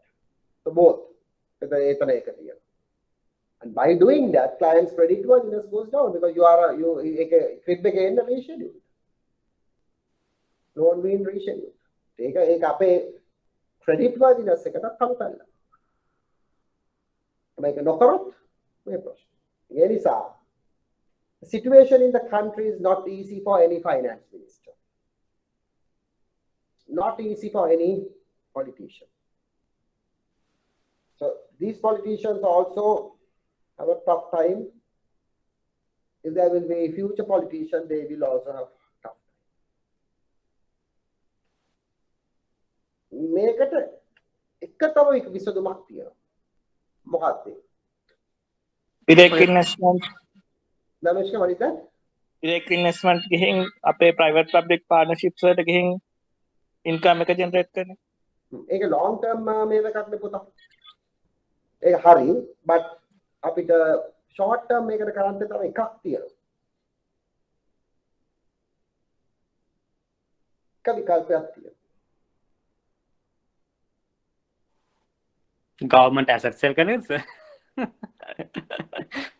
asset විකුණන එක බෑනේ asset විකුණලා අමාරුයිනේ. එහෙම නැත්නම් විකුණන asset එක කොටත්තේ නෑ. එහෙම නැත්නම් sir we have to do අර මේ මොකද්ද මේ දැන් foreign workers යවන්නේ. ඒ කියන්නේ labor එක expedite කරන process එක. ඔව් ඒක අපි කරනවානේ දැන් කොහොමද? ඒක ඔක්කොම ටිකක් long term නේ short ම නෙමෙයි. මේකට කරන්න එකක් තියෙනවා කරන්න එකක් to replace our high cost short term loans with low cost long term loans. loan එක capital restructure එකක් කරන්න ඕන reschedulement එකක් නෙමෙයි loan restructure එකක් කරලා මේ existing loans ටික replace කරගන්න ඕන. ඒක කරන්න බැරියයි. දැන්ටම අපි downgrade වෙලා තියෙන අපේ ratings අඩු නිසා. ඔව් නෑ එතකොට රේටින් නැතුව ඉතින් අපිට එහෙම රිප්ලේස් කරන්න එක්කෙනෙක් අපිට උදව්වක් විදියට අවිල්ල තමයි කරන්න. හරි ඔයාගේ දැන් කියනවා ඔයාගේ ක්‍රෙඩිට් කාඩ් එකට මෙච්චර ගෙවලා තියෙනවා ගෙවන්න තියෙනවා මම ඔයාගේ ක්‍රෙඩිට් කාඩ් එක ඔක්කොම ඔයාගේ ක්‍රෙඩිට් කාඩ් තුනක් තියෙනවා අපි එහෙම හිතමු අපේ පැත්තෙන් බලන්න. මම තුනට දැන් ණය වෙලා තියෙනවා මිලියන 2ක් විතර මම ඔයාලට මිලියන 2ක ලෝන් එකක් දෙන්නම්. ආ ක්‍රෙඩිට් කාඩ් වලට දැන් 13ක් 14ක් 15ක් ගෙවනවා. මගේ ලෝන් එක 6යි. මම 6 ගානේ මිලියන 2ක් දෙන්නම්.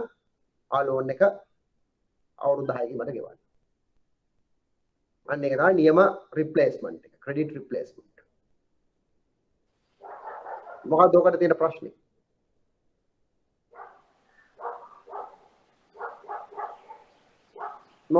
මොකක්ද ඔකට තියෙන ප්‍රශ්නේ? Dhanushka, yeah? security එක security එකක් loan එකට security payment එක okay confidence හරි state to state දෙනවා නම් security එකක් කියන එකක් එච්චරම තාර්කික නෑනේ ප්‍රශ්නේ කවුද අපිට එහෙම දෙන්නේ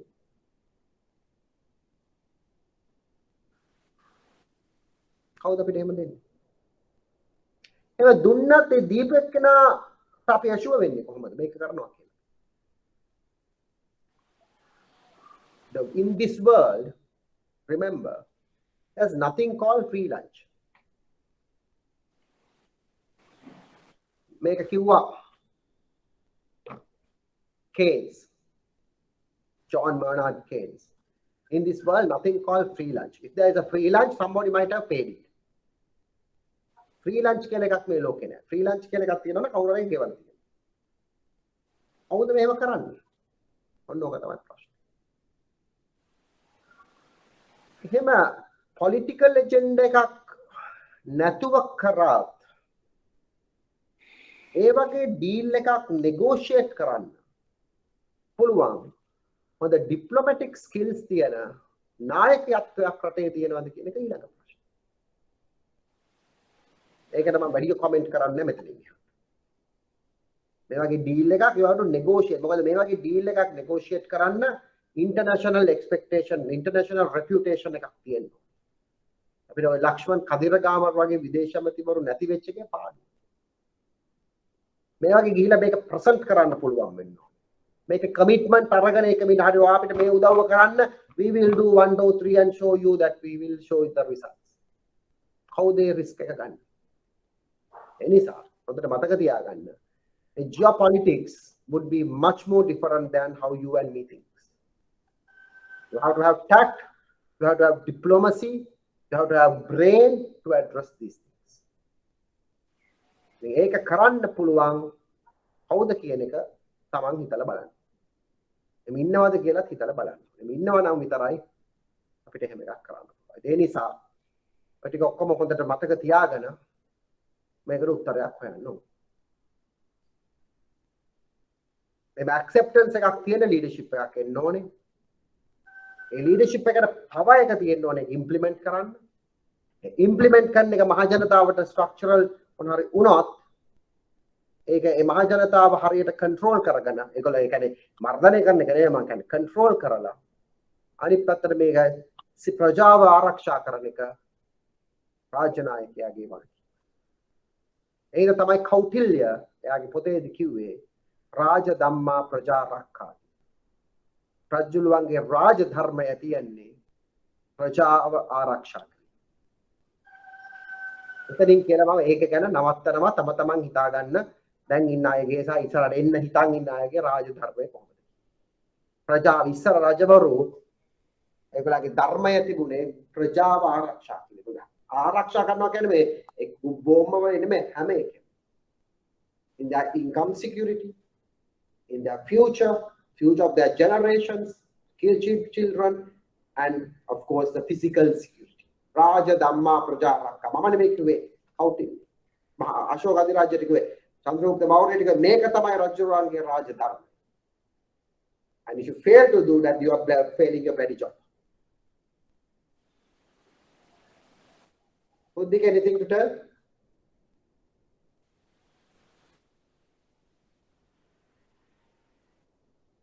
No, sir.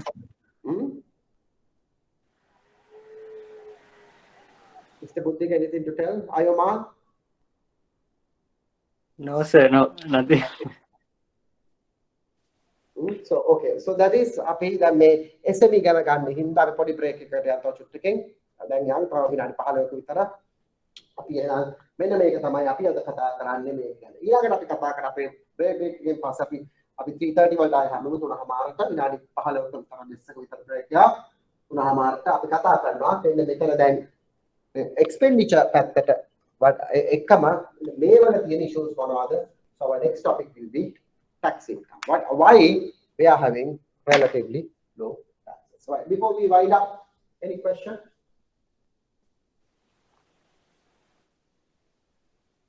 සර් ඒකට ඒ බලොත් ලංකාවට මේ තියෙන සිටුේෂන් එකෙන් එක්සිට් වෙන්න මේ ෂෝට් ටර්ම් ප්ලෑන් එකක් නැති සයිස් නැති තරන්නේ සර්. The long term ප්‍රශ්නකට පොදා short term උත්තර නැහැ නේ. Common sense, no? If the problem is long term, if the problem is acute, the solution will be long term and solution will be tough.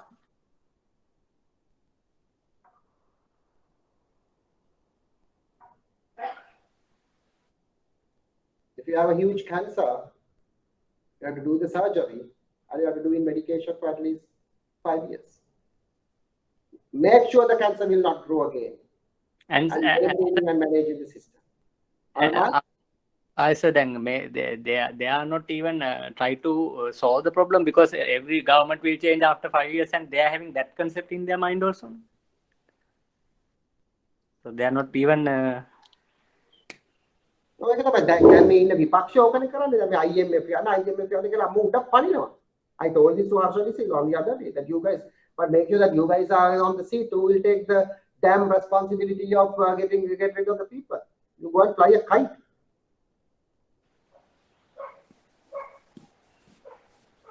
මොකද කරන්නේ? Dead end. We are stuck at the moment, I think. So we are in a that sort of a situation now. And mind you, this is not this government or Gotabaya or somebody else's. I mean, every leader has contributed to do this. But this is not one person's problem. Make it a karanda na make it a kamade manda nikama visanduva. But it's very long term. People of this country should express high level of professionalism and high level of intellectuality in voting. We have to vote proper people to the proper places. If a vote about penny we can demand as people for the good people to come and do politics. The politics of the Dangvelati and in the Hode Uneme in Iowa Danama, the good people will fade away and all the rogues will come. So whose responsibility at the end of the day? We as people have made that mistake. So that is where realizing this would be at least a first step to solve this problem. The problem is with not politicians, problem is with you and me.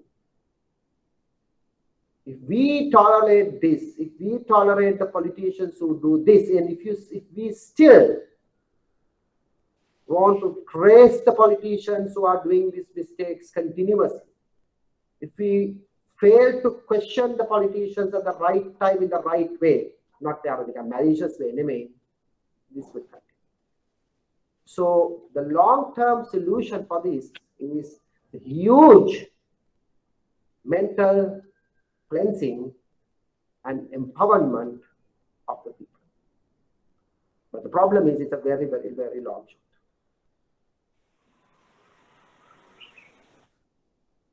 We have failed as a nation to address this after 70 years of independence.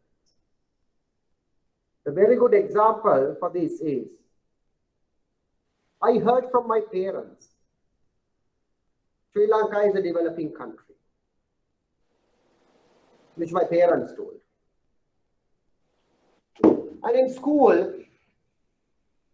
I studied Sri Lanka as a developing country. Then I went to university. I studied Sri Lanka as a developing country. I wrote my university thesis, also Sri Lanka as developing country. Now my generation now passed out, and I am having my children. Still I hear with very sad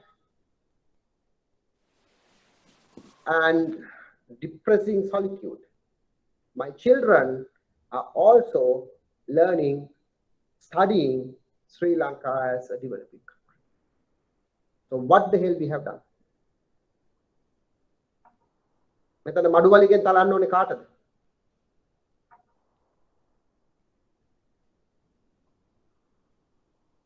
අයමා පිටම තමයි ඡන්දෙ දෙන්න. Who had done the mistake? If we as a nation cannot bring a country for a developing to developed status after 7 decades of bloody independence, is whose problem? It's not one or two. Every one of us had to get this blame, including politicians, including our parents. And we are now live and we want to give the country to our children still the way that we heard from our parents or even our grandparents.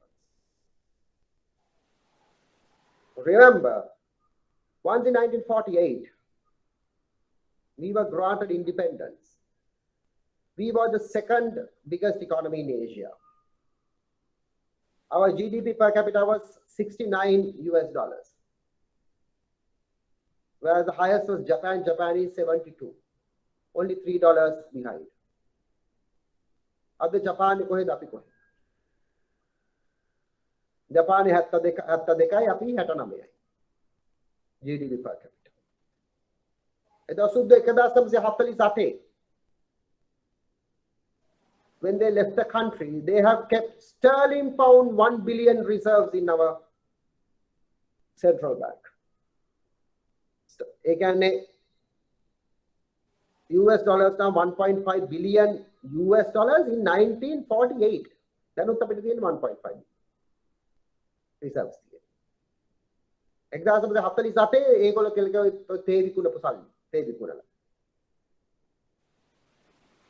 I don't know whether you know,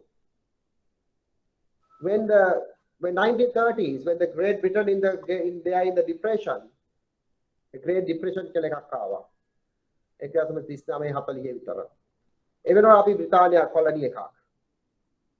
අපේ අයවෙන් එංගලන්ත මහරජිනගේ අයවැය තියෙනවා.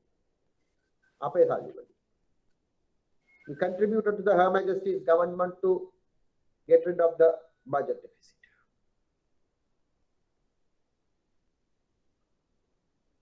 Ekda samase 48 අපිට තරගය තිබුණේ ජපානෙත් එක්ක. So Japan was also wrecked due to Hiroshima, Nagasaki and all other things. So we had our competition with Japan. Where's Japan? Where are we now? තව ටිකක් එහාට යනකොට 1960 ගණන් එනවා. ඔයගොල්ලෝ දන්නවා Lee Kuan Yew came to the country and the famous statement. Lee Kuan Yew want to develop Singapore as us. So we had our competition with Singapore in 1960s.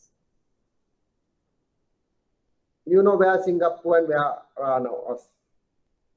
Singapore's GDP per capita is $67,000 US, where we are having just $4,000 US. It was exactly hatta ganang enawa. Hatta ganang enaකොට අපේ අපිත් එක්ක අපි problem කරේ Taiwan and all other countries. So then where Taiwan, where are us? And anu ganang enawa. Those days we had our competition with South Korea and us. Now where is South Korea now? Where are us now? Daqodu Korea waya. Dedahe mul kale wenakota අපිට අවුරුදු 20කට කලින් we had our competition with Malaysia and Thailand. Now where are Malaysia and Thailand? Where are we? Now we are having competition with Bangladesh and Ethiopia. Both of them have now passed. Where are we? Now මොකද හිතන්නේ ආයෝමා? As a country, we fail. Buddhika? What to do, sir? Shamila? Danushka? මම කියපු එකක්වත් බොරු නෙමෙයි. You do your research. So that is the situation we are in. So we continuously miss opportunities. We continuously fail. What my belief is, Sri Lanka should not be a poor country. We are not supposed to be poor. We are not meant to be poor. We were a rich country and we should be a rich country. There are enormous of these resources in this country. And we as Sri Lanka, we have a lot of international opportunities. Still these international opportunities are with us. Unfortunately, because of the so naive nature of our people, the population, We have continuously appointed less insightful leaders, and we continue to be loyal and tolerate the nonsense. Now it has reached to the point. The country will have no point of return. Now the return would be very, very painful. I think, Ayomar, with all due respect to everybody, we as a country, we deserve a huge surgery. Surgery එකට සහ ඒ pain එකට ඒ දුක විඳ ගන්න දුක විඳින්න අපි deserve. ප්‍රශ්නලා තියෙන අපි විතරක් මේ දුක විඳින්නේ අපේ දරුවොත් ඉස්සරහින් ඉන්න දරුවෝ. ඒ දුක විඳලාම මේ ප්‍රශ්නෙන් ගොඩ එන්නත් ඕනේ. වැටිච්ච වලේ වලේ කටෙන්ම ගොඩ එන්නත් ඕනේ. දැන් ඒක ඉතින් ඇස්තලා ඉමු.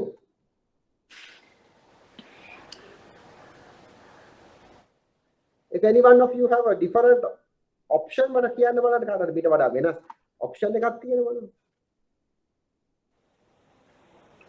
Nirmal, you have a different option. No, sir. Now, මම මේ කිව්වේ මේ ඔක්කොම stress වෙලා නිකන් එහෙම වෙන්න නෙමෙයි, but to understand the logic here. හරි, එහෙමනම් අපි ඒකෙන් තියලා අපි ඊළඟ එකට මේවා කරමු. Right, api dan api 2:45 we will start, right? It went a little bit more time, so 3:45 be here again, or you be there, and we'll talk about a little bit on taxation, right? So if you have any question, you can ask at that point. Small question. Just small question.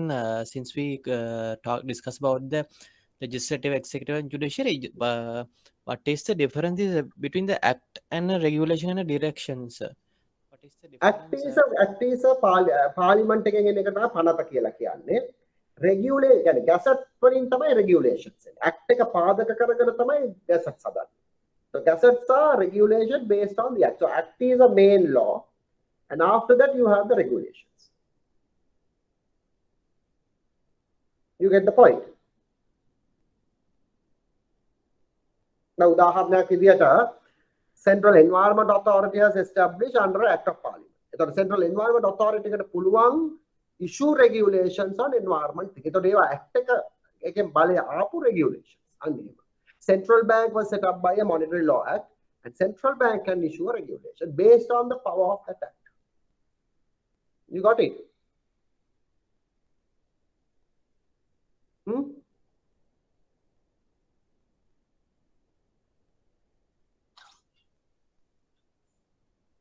Okay, right. So we will meet around 3:45 and then we'll continue on taxation, right? Okay, thank you very much. And if you have any question, you can ask on that time. So now the next one, what we are trying to understand is the issue of taxation.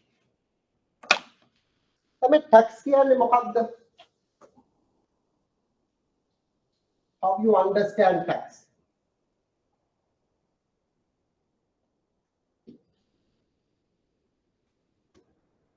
How you understand tax? What do you mean by tax? Tax කොහොමද අපි understand කරන්නේ? What is the meaning of tax?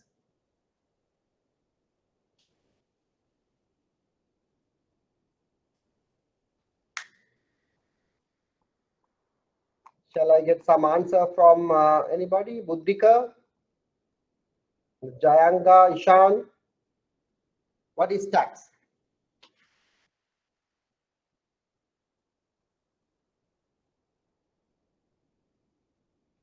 Can you hear me? Yes, sir, we can hear you. Tax क्या है Mohammad?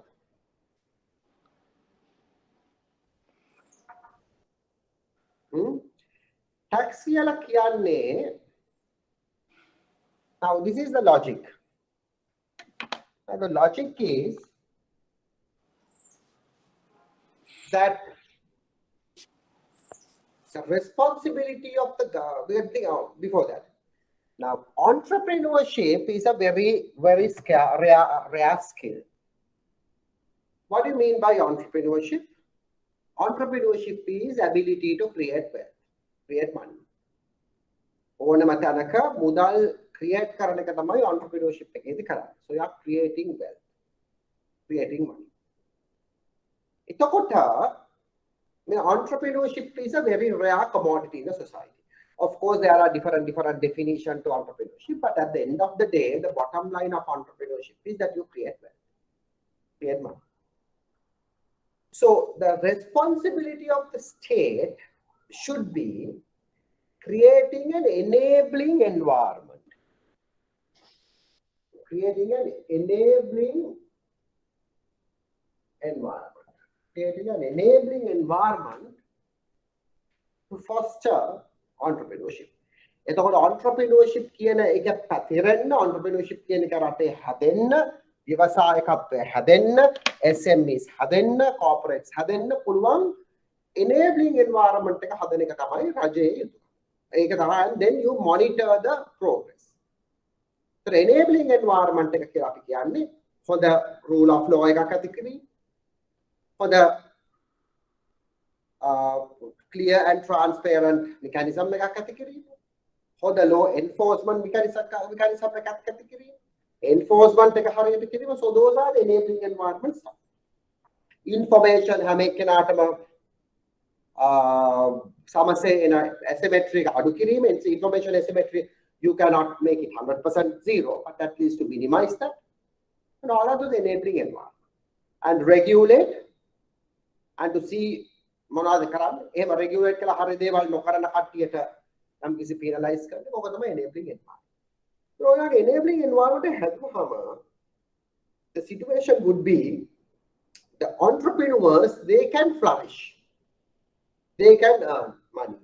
They can create wealth. By creating wealth, they do one other very important thing. What is that? They provide employment opportunities to the people. So by fostering entrepreneurship, not only you create wealth, not only you create income, that you create employment opportunity and you keep your population employed. Not that the state employs so much of population like you. You create a private sector, you create a set of entrepreneurs to create employment. So then by doing this, these entrepreneurs would earn money, earn profits. But then, as state, it is your responsibility is to take care of the bottom of the pyramid, people who are in the bottom of the pyramid. මොකද හැම එක්කෙනාටම entrepreneur class වෙලා වෙන්න බෑ. ඕනම society එකක ඕනම සමාජයක ඉන්නවා vulnerable groups. සමහරලාට ආබාධිත කට්ටිය, normally we call now differently abled people, maybe elderly people, maybe people who cannot do anything due to whatever reason, maybe people who are not that skillful, not that literate. So these all people are there. අමතක කරන්න රාජ ධම්මා ප්‍රජා රක්ඛා, රාජ්‍යරුවන්ගේ ධර්මය ප්‍රජාව ආරක්ෂා කිරීමයි. The ethos of the king, ethos of the Raja is to protect all the citizens. ඒක තමයි රාජ්‍යරුවන්ගේ ධර්මය. දසරාජ ධර්මයෙන් හැදිච්ච විදිය එකයි. In all these things it told by not Buddha but by Kautilya. Raj Dharma is to protect everybody. So what the Rajuru had to do from the beginning is people who can make money, that depending on your income, you take a small amount of money as tax. And then that tax being then routed to tax from the poor, so tax from the affluent, tax from the rich, and portion of that tax money is being support. It will be routed to support for the poor in terms of social security. So you can build hospitals, you can build schools, not only for poor but for the general public. You can build all the other infrastructure, theoretically, not through loans but through tax, which will benefit the society at large. And for entrepreneurs, it's not a bad thing, because how they do business is because of the state. They generate their wealth, they create wealth because of the people where the state has been employed. been educated, not employed, educated. The state has been, grown these people, and taking those people, these companies got a lot of profits. So it's something, their responsibility also to give something back. And so they also don't mind paying tax. The tax logic. Higher the tax, higher the income, higher the tax. Lower the income, lower the tax. Further lower the income, you don't have to pay tax. Furthest lower the income, you will not pay tax, but you get tax benefit.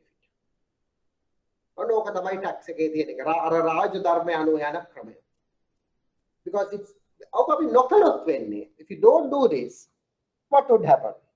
What would happen if you don't do this one, what I just said? What could have happened? අපේ මේ අර community එකේ තියෙන මේ stability එක maintain කරගන්න බැරි වෙනවා. තියෙන අය වැඩිපුර rich වෙයි. ඔව්. නැති කට්ටිය තවත් මෙයා වෙලා මේ ඉන්කම් එකේ disparity එකක් ඇති වෙන්න පුළුවන්. ඉන්කම් disparity එකක් ඇති වුණොත් it will no longer economic problem, it will be a social problem, political problem. දැන් මෙහෙම problem එකක් වෙච්ච නිසානේ ප්‍රංශ විප්ලවය ඇති වුණේ 1889. People who had money, people who been very close to the king, if you see the බලන්න Netflix එකේ තියෙන Versailles කියලා යනවා හොඳ series එකක්. ඒක තියෙනවා මේ ප්‍රංශ විප්ලවයේ ඇති වෙන්න හේතුව. Because people who had more skills, more money, they lived an extravagant lifestyle. Drinking, Louis Rajuro, ball natum, that means ballroom dances. Dancing, clubbing, drinking, everything they did. Right? Eating and all of that. So people were like that. The rich people, poor people even didn't have food for eat. Now, අපෙත් එහෙම වෙනවද කියලා හිතමු ටිකක්. මේ දෙක මේ gap එක වැඩි වෙන එක. මේ ගැප් එක වැඩි වෙන්න එහෙම වෙලා තමයි. And you know what had happened in France. So people ambush the Versailles. Chateau de Versailles, normally we call Versailles Castle, and then got the king and killed him. Guillotine. The reason හේතුව තමයි එතන යාගේ wife යාගේ නෝනා Marie Antoinette. If you don't have bread to eat cake. Paan nattang cake kapal. So they are දැනගෙන හිටියේ නෑ cake පාන් වලට වඩා ගණන් කියලා. ඒ තරමටම they were in a different lifestyle. ලට මිනිස්සු පාන් නෑ we don't have bread කියලා කියන පාන් නැත්නම් cake kapal. පාන් නැත්නම් යාගන්නේ cake. ඒක කිව්වා විතරයි මොකද උනේ මිනිස්සු කුපිත වුණා. They rioted, and that has resulted the collapse of the French monarch, which lasted for 1,000 years. හැබැයි ඒකේ හොඳකුත් තුනා ප්‍රංශ මහා විප්ලවයේදී තමයි ප්‍රජාතන්ත්‍රවාදයේ පිළිබඳ මූලික සිද්ධාන්ත ලෝකෙ ඉදිරිපත් වුණේ. රූසෝ, ඩාන්ටේ වගේ තාක්ෂණ. I know bankers have been very busy not reading books, which is very bad though, but read all these stuff. The ප්‍රජාතන්ත්‍රවාදී මූල බීජය නැති වුණේ ඔන්න ඒ කාලෙදී. පස්සේ it has resulted to Renaissance. Europe පුනරුදයටත් හේතුනේ ඔන්න හරි. මම ඒක කියන්නේ මේ ගැප් එක වැඩි වුණොත් ලොකු ප්‍රශ්න. It will not be economic problem, it will be a social problem. So that is where any leader in the country should make sure Rajadhamma Prajaraka, Rajadharme Prajavaraksha Kirimai. Don't forget that at anywhere. Right?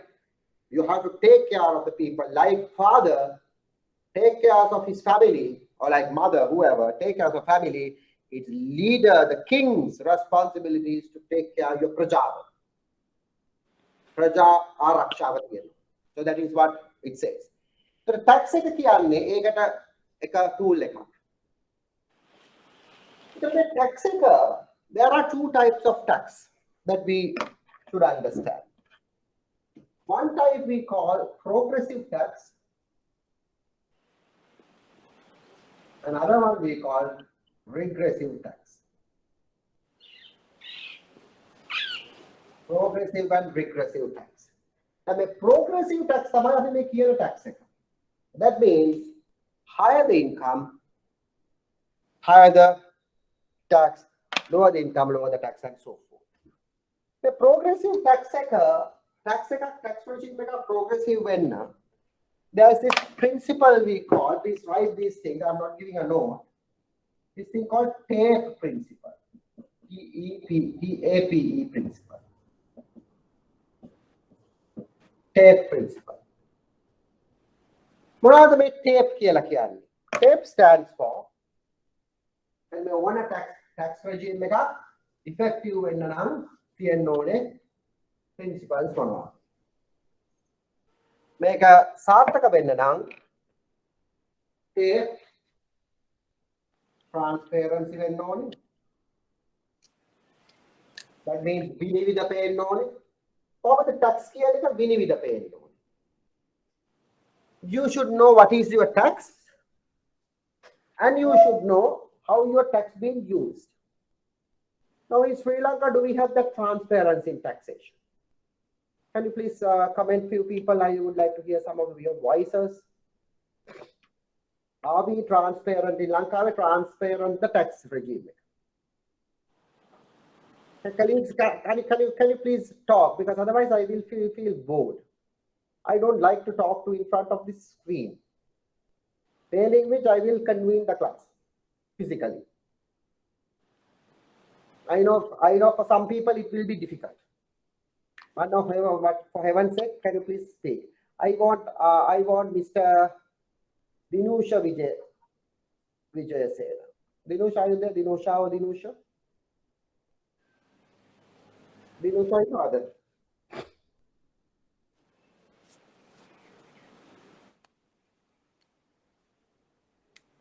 Vihan Niroshan.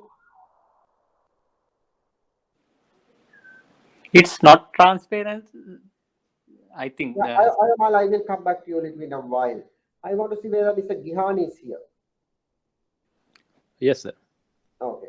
There is no any transparency. I get transparency in here. Why?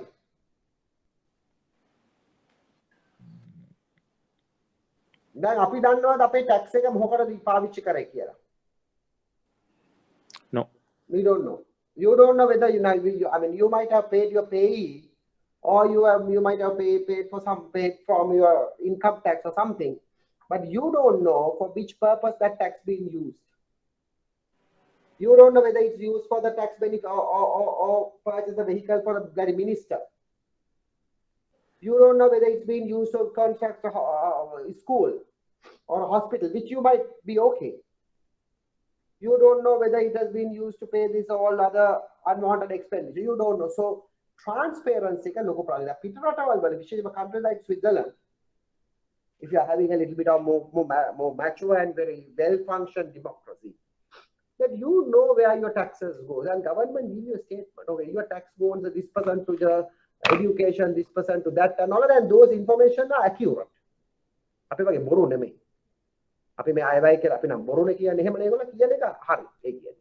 And this amount goes to defense, this amount goes to this. Have a percentage, then you can feel, and you know now if you are in a county or if you are in a town, you know where your tax being where you can make a park. You can see the park being building from your tax money. So then you are happy. We want to make sure that grenade system to be reinstalled, and where that your tax money goes, and you see the next day the grenade system is working on, or they are doing something. So that is to that extent the transparency is there. Right. Transparency. So this is very important thing. A is accountability. Accountability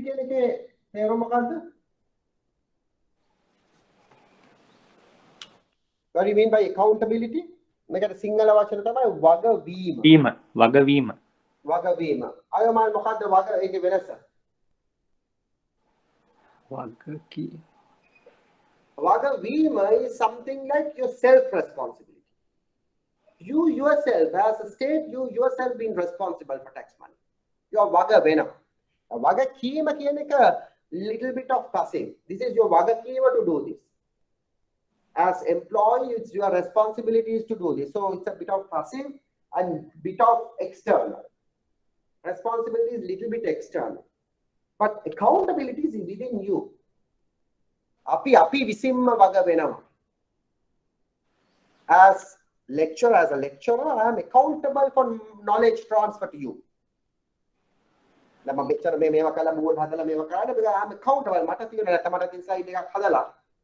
You guys would be utterly sleeping, and then I will also dozing here. I can also share some slides and say, okay, fine, study about the fiscal policy, that's it. And I can get all the Google articles on this. I can heap you with articles to be read, and it is up to you to read. I will not do that because I have accountability to transfer this knowledge. And as a lecturer, my word accountability is to make you think. The Samahara Mama Ada, if you really realized, Samahara Mama Ada make karapu statements. Samahara Mama Ada make kiyapu deval would let you to think. Let you to think a little bit out of your normal banking business again. As a citizen, you have to think. So that is my accountability. Mama visin when accountability. So etana P predictability.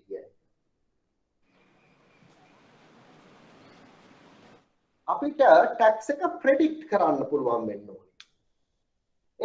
Because otherwise it would be very volatile. Now I මතකද සමහර වෙලාවට අපේ අයවැය වලදී එක එක විදියට tax එනවා. taxes එනවා. එක tax එක අදාළ එකපාරක් මතකද මන් දන්නේ ඔයගලන්ට අපේ ආව මන්දිර බද්ද කියන එක. Mention tax. Mention tax. So that means if you have a house bigger than whatever amount, you have to pay tax. So this is completely out of blue. ඒකේ ගොඩක් මිනිස්සු ගොඩක් shock වුණා.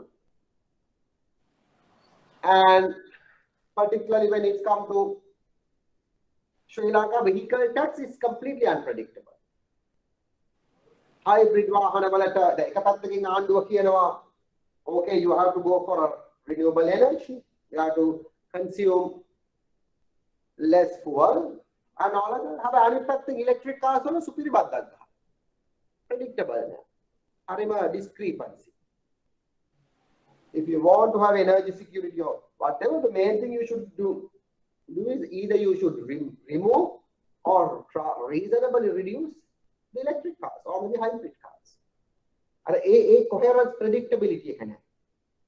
සමහර එකපාරට luxury tax කියලා තව එකක් ගන්නවා. එකපාරක් වෙනකොට 2000 cc and above would be luxury. තව ටිකක් යනකොට ඒක වෙනස් වෙලා 2300 cc would be above would be luxury. So that sort of predictability, like Peter, especially like Switzerland, Germany, those are the countries who have the world's best tax systems. It's very predictable. You know, if you earn this, this is your taxation. Due to whatever reason, if you earn this, this is your taxation. And most of the countries, like Germany, sometimes even more than 60% being taxed. They know a taxation money is being going on something reliable. Their children will get benefited. The community will get benefited. It has equity. Equity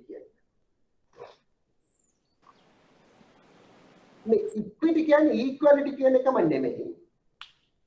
Equity means equality plus fairness. Equality කියලා ඔක්කොටම එක විදිහට tax ගහන එකත් වැරදි. ඒක fair වෙන්න. සමහර වෙලාවට අර අපි කියමු අර මම දැකලා තියෙනවා දැන් මේවා ගැන එක්සැම්පල් එකක් ඔයගොල්ලෝ Facebook එකේ දැක්කේ නැති there are 3 types of kids. Shorter one, little bit taller one, and the taller one.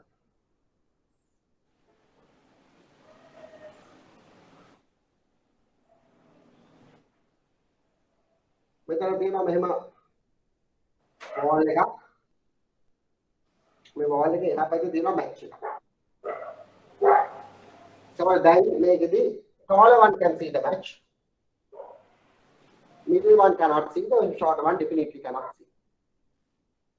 මේ වගේ අපි හිතුවා මේ වගේ පෙට්ටිය එහෙම නැත්නම් සම් බංකුව හරි මොනවා හරි whatever තුනක් තියෙනවා.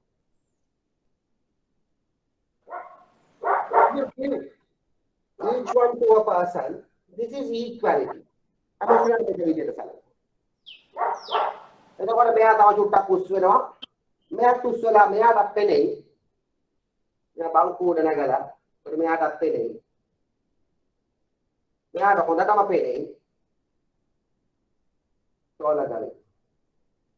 මෙයාට බංකුවට නැගගත් මෙයාට පෙනෙන්නේ. It's easy. So this is equality. Or equity is this. අපි මෙයාට දෙන්නේ නැහැ බංකුව. ඒක මෙයාට දෙකක් දෙනවා. දෙකක් දුන්නකම අර දෙකක් දුන්නකම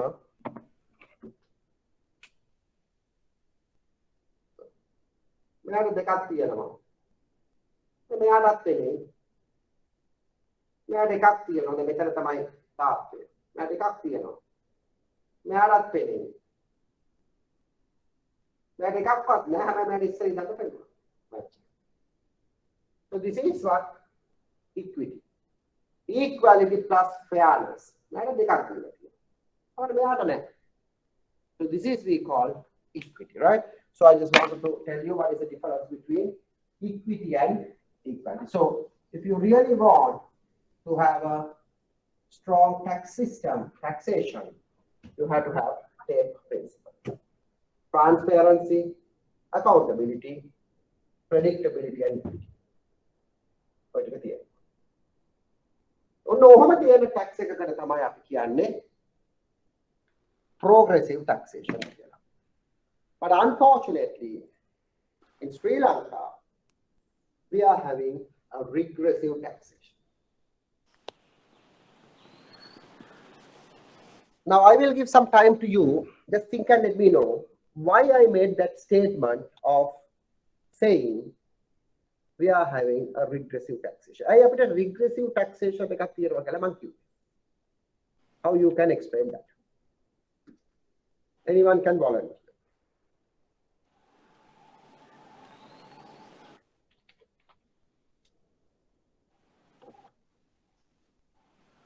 Lanka's tax system එක කොහොමද? People can avoid that. People can avoid that. Okay. හරි. ඒක අපි පස්සෙමු. But I remember regressive taxation එකක් කියලා කියන්නේ. ලංකාවේ තියෙන. Avoid කරන එක definitely a point. Shall I get from Samudra Bandara? Piyumi? Now මෙහෙම මේ respond කරන්න ගත්තේ නැත්නම් නම් what I will do is I will give some marks, allocate some mark on the class contribution, and you will, everybody of you are not responding will screwed up in style. Yeah, Miss Piyumi කියන්න බලන්න. Direct taxes are lower than the indirect taxes. Okay, regressive taxation කියන්නේ Piyumi. So what is indirect taxes, Piyumi? Indirect taxes means taxes imposed on goods and services. Goods and services. Okay. Just hang on a minute, I'm getting a call.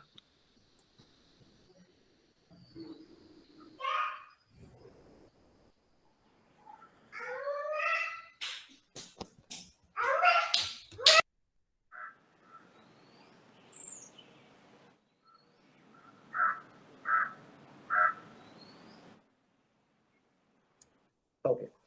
Yeah, Piyumi said that is indirect taxes. But indirect taxes කියන්නේ මොනවද? Taxes imposed in goods and services. Very good. So ලංකාවේ දැන් මේ direct tax එකක් කරනවා නම්, as Piyumi was very correct, we have to normally, it has to be based on your income. අපේ ලංකාවේ income based taxation එකක් විදිහට අපේ තියන්නේ payee tax එක and income tax. And then as Amal said, payee tax, payee tax නම් අමාරුයි. නමුත් income tax, a lot of people get rid of that, get away. We'll come back to that later. හැබැයි අපි ඊට වඩා ප්‍රසිද්ධ indirect tax වලින්. One of the very common indirect tax we have is import duty. අපි කන ගොඩක් කෑම වලට import කරලා there's a tax. So Sri Lankan government choose to finance their budget not through mainly from progressive tax but through regressive tax. සීනි වලට ඔයගොල්ලෝ දන්නවා ඒ වල ප්‍රශ්න තුනක්. සීනි, කිරිපිටි, petrol, diesel. හැම එකටම we are having tax. එතකොට අපි ගණන් බැලුවොත් ඔයගොල්ලෝ මේ පත්තර වලක් තිබුණා. Every petrol liter that you consume, you are paying somewhere around 60 rupees as tax. Every 150 milk powder. Of course, now we have a scarcity of the milk powder, though. But as you know, around 75 rupees you are paying as tax. Every kilo parippu, you are paying, I think, 30 rupees of tax. Pangediya gattot pangediya rupiya 14-15 tax. Tax kar pangediya neme, but if you factor all the things, it's been included. So so those we call indirect tax. So the indirect tax ekේ පුතා විශේෂත්වය තියෙන්නේ. Indirect tax එක, either you are rich or poor, you have to pay that. Then if you are eating parippu, either you are in a mansion or you are in a bigger house, mansion, or in a shanty. Now, if you are eating parippu, you have to pay this tax. Petrol tax, if you drive a motorbike or a three-wheeler or Lamborghini, whatever, or maybe Benz, Audi, you still have to pay the same tax. So where is equity? Where's equity? In Sri Lanka, we have more consumer-based taxes. So please write this. In Sri Lanka, we have more consumption-based tax regime. Consumption-based, consumer-based tax regime than income-based tax. In Sri Lanka, we have more consumption-based tax than income-based tax. So as a result, මොකද වෙලා තියෙන්නේ? Our poor people are paying more tax than rich people compared to their income. දැන් කල්ලි තියෙන මිනිස්සු ඒගොල්ලන්ගේ income එකට සාපේක්ෂව ගෙවන tax එකට වඩා ලංකාවේ දුප්පත් මිනිස්සු income එකට සාපේක්ෂව tax එක ගෙවනවා රටට. Why? Because of this. So please make a note of this. So that is what we call that. ඒ නිසා අපේ taxation එකත් අඩුයි. Even though we have a taxation, we don't have a proper progressive tax regime. That is number one. අයමල් කිව්වා most people are avoiding tax කියලා. අයමල් එකට reason එක මොකක්ද? There are no proper way to regulate and monitor them, the people who earn money. Earn money and particularly the tax. මේක monitor කරන්න නම් මොකද තියෙන්න ඕනේ අයමල්?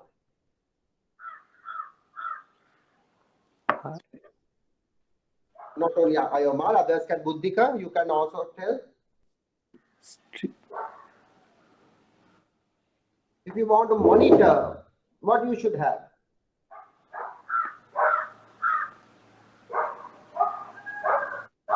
Transparency policy එකක් ඒකට and policy මත ඉබ්බට වැඩකුත් නෑ ඒක ක්‍රියාත්මක වෙන්නේ නැහැ. Simple method එකක්. Okay, tax කියන එක simple වෙන්න ඕනේ එක හරි. මේකට නම් මට මතකයි 2017 දී මේක අයවයි ප්‍රොපෝසල් එකකටත් මම දැම්මා. නමුත් ඒක අප්‍රූව් කරේ නැහැ.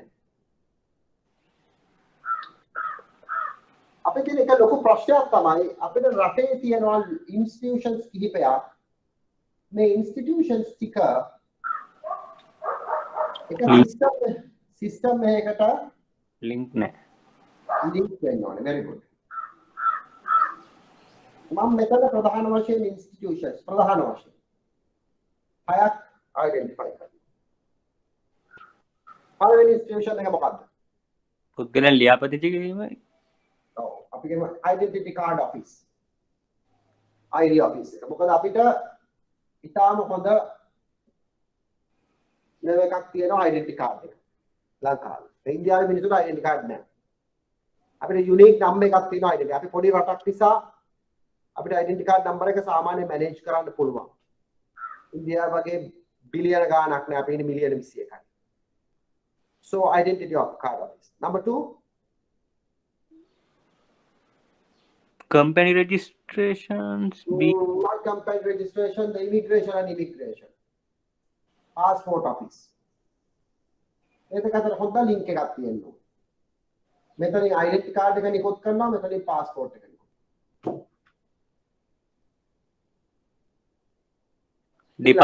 inland revenue. Very good. Department of Inland Revenue. දේශීය ආදාය. මේකත් මෙතනට link වෙනවා. ඊට පස්සේ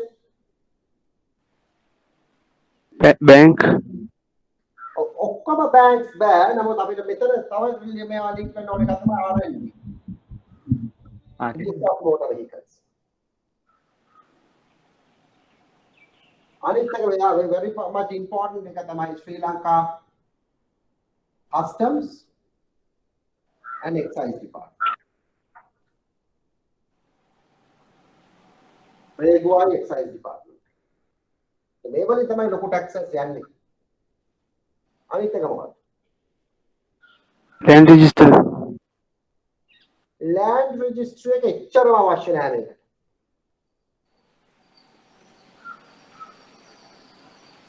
තව central bank central bank එකට අදාළ නැහැ මේක. මිනිසුන්ගේ income එක මේවා ටික regulate කර කියන්නේ buying ඒවා power එක මේවා කරන අනිත් වැදගත් ආයතනය මොකක්ද?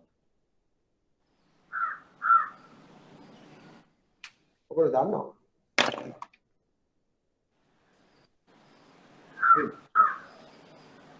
මේ ටික එකතු වෙන්නේ. මම කියන්නේ මේවල ඔක්කොම සිස්ටම් එක සිස්ටම් ගන්න පුළුවන්. නමුත් මෙතන central data depository එකේ මේ data එකට හදලා කරන්න පුළුවන්. මේ ටික ඔක්කොම interlink කරන්න. උදාහරණයක් ගත්තොත් කෙනෙකුට ID card එකක් issue කරනකොටම electronic file මේවා physical files නෙවෙයිනේ. මේ හැම තැන්වලම electronic file open වෙන්න ඕනේ ID number. ඒක අපි හිතුවා යා passport එකක් issue කරනවා රට යන්නේ. මේ රට යනකොට මේ ඔක්කොම තන අර මුල් file එක යාවත් කාරින් වෙනවා අප්ඩේට් වෙනවා. අය අලුතෙන් create කරන්න ඕනේ නැහැ. ඊට පස්සේ යා job එකකට යනකොට මෙතන නැති වුණත් job එකකට යනකොට ඒ job එක through Inland Revenue එකේ ඒ files ටික update කරන්න ඕනේ යාගේ income එක එහෙම නැත්නම් මොකක් හරි එක බලන්න. ඊට පස්සේ ගොඩක් අය business කෙනෙක් නම් මන් කෙනෙක් නම් එක්ක customs එකක් තියෙන ගොඩක් වෙලාවට මෙයා වෙනවා link කරනවා. ටක් ගාලා customer එක link වෙච්ච ගමන් මේ ටික update කරන්න ඕනේ. ඒ වාහනයක් ගත්ත ගමන් ටක් ගාලා update කරන්න ඕනේ.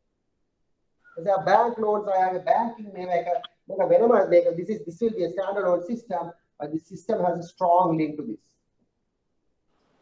Don't know India to OAT kon Muhammad Karot. This will be a huge investment. I think the investment would be more than 3-4 billion. But this is worth. Loku worth may investment like Karot. Okay, then we develop the pressure තමයි idea of this එක system එකක් තියෙනවා. ඒකට completely වෙනස් Inland Revenue එකේ system එක. මේක අතර කිසිම interrelationship. Immigration එකයි ID එකයි අතර කිසිම interrelationship එකක් නැහැ. හැබැයි ID එකයි මම හිතන්නේ මේ RME එකයි අතර තියෙන ඒ වගේ සමහර ඒවා තියෙනවා. නමුත් මේ ටික හරියටම මේ අතර links තියෙනවා. You can have standalone system, that's fine, but at least you have a connector software which is very strong to link these systems. So ekadana operator ko anik kan tak gala yawat kalin වෙනවා. tak gala update වෙන්න ඕනේ. දැන් මේ වගේ system එකක් ලංකාවේ තියෙනකොට කාටවත් හොර කරන්න. ඊට පස්සේ ඕනේ නම් අර කවුරු හරි කිව්වාගේ business registration company register එකක් මේකට ගන්න පුළුවන්. එතකොට කෙනෙක් නමින් tak gala අයින් නම් company එකක් register වුණොත් tak gala මෙතන update එකක් ගන්න පුළුවන්. ඒ විදිහට. ලෝකෙ කිසිම රටක 100% හොඳ tax මේවා නෑ. පොඩ්ඩක් කියන්නේ best ඒවා best කියන්නේ සුපිරි අපි කියන්නේ සර්වතෝ භද්‍ර taxation එකක් නෑ ලෝකෙ. Always that you are having issues. But the problem or the wise thing would be that you have to minimize these issues, and as much as possible you have to make sure people are in your tax net. Tax amount එකනේ මේ වැඩි කරගන්න ඕනේ. Tax net එකයි wide කරගන්න. Tax net එක wide කරාම අර කට්ටිය පොඩි ගණන් දුන්නත් ප්‍රශ්නයක් නෑ. නමුත් ඒ tax net එක වැඩි කරගන්න අපේ රටේ ලොකු දෙයක් උනන්දුවක් කරන්නේ නැහැ. හේතුව තමයි tax ගෙවන්න ඕනේ ගොඩාක් ලොකු කට්ටිය politically affluent වෙලා ඒගොල්ලෝ income එක විදිහට tax එක income එක සාපේක්ෂව tax එක ගොඩාක් අඩුවෙන් ගෙවන්න. ඒගොල්ලෝ import export business කරනවා නම් customer through එක tax කරන්න අල්ලන්න පුළුවන්. අල්ලනවා කියලා කියන්නේ මේ අල්ලලේ මනුස්සයව මේ business එක මේවක් කරනවා විනාශ කරනවා නෙමෙයි. And then you have to have a pay principle based taxation system that people are willing to pay tax. People can see the benefit of paying taxes. People do not හොර කරන්න හේතුවක් නෑ tax එකේ. tax එකේ දැන් උදාහරණයක් විදිහට මම UK ඉන්නකොට some of you might know ඒ රටවල තියෙනවා based on your taxation there are different cards. Now let's say green card. And green card කියලා කියන්නේ එයා හොඳ taxpayer කෙනෙක්.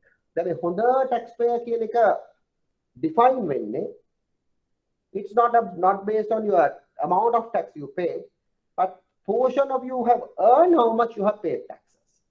And they consider that as taxes paid to the Her Majesty's government, which is you are recognized in front of Her Majesty. It is a අඩුවයිද මම හිතන්නේ දෙනවා මොකක් හරි yellow card එක and ඊට පස්සේ ඔන්න වගේ මොකක් හරි තියෙන card system එක. So the good thing is that if you are having a higher tax or higher category in tax, ඒ කියන්නේ අපි කියමු green card ඒ වගේ හොඳ මේක තියෙනවා නම් you will get a lot of benefits. Number one is if you are more than 60 or 65, I don't know the exact age, is 65 or 67. All the public transportation will be free for you. The logic is you have been contributing to Her Majesty's government for so long period of time where you have to get the benefit. You have contributed to the taxes. You have contributed to the betterment of the country. So it's government or the country or the state responsibilities to pay you back. If you are going on a hospital, you will get the priority if you have a green card, because you contributed the maintenance of this facility throughout your life. So you have to get that benefit. If you have government service, you will get the priority. So that is where people would like. A minister බලන්නේ පුළුවන් තරම් වැඩිපුර tax වැඩිපුර නෙමෙයි හොර කරන්නේ නැතුව ගෙවලා to gradually අර අපේ තියෙන loyalty points කියලා එකක්. ඒ වගේ tax loyalty points. ඒ tax loyalty points තිබ්බහම ඒක සමහර වෙලාවට ඒක එහෙමම වෙනවා නෙමෙයි සමහර වෙලාවට if you චුටි වැරදි වලට parking වලට ඒ වගේ වලට පොලිසිය වලට අහු වුණාම අර loyalty points වලට එම set off කරන්න පුළුවන්. ඒ දඩ හැම එකකට නෙමෙයි හැම වරදකට මෙහෙම කරන්න බෑ. අර පොඩි ඒ වලට දඩ එන ඒ වලට සමහර crossing එකක් මේව කරා ඊට පස්සේ අනවශ්‍ය රැනක පාක් කරලා තිබුණා. ඒ වගේ එකදී you can set up your tax loyalty to compensate that. So අපි consciously බලනවා වගේ සමහර තැන්වලදී loyalty points වැඩි කරගන්න. ඒ tax ගෙවලත් loyalty points වැඩි කරනවා. එන්නේ ඒක තමයි. එන්නේ වගේ taxation system එක තමයි අපි කියන්නේ progressive taxation system. Any comment on this? Ayamal?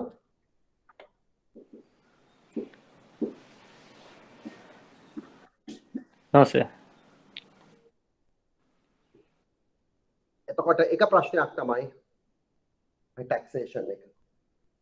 I think we should stop now. That's almost 6:30. I don't want to go until 5:30, definitely, because I don't want to scream in front of the screen. The next day, we will look why we are getting less FDIs. So please write the note, issues relating to FDIs. That would be our next lesson. Income from SOEs and all other we will discuss there. And then we go to other policy, which is our monetary policy next week. And the following week, then we can do our SME part properly. So still we are a little bit trying to understand the whole macroeconomic thing. So before we wind up the class, any point or any question or any concern, any comment from your side?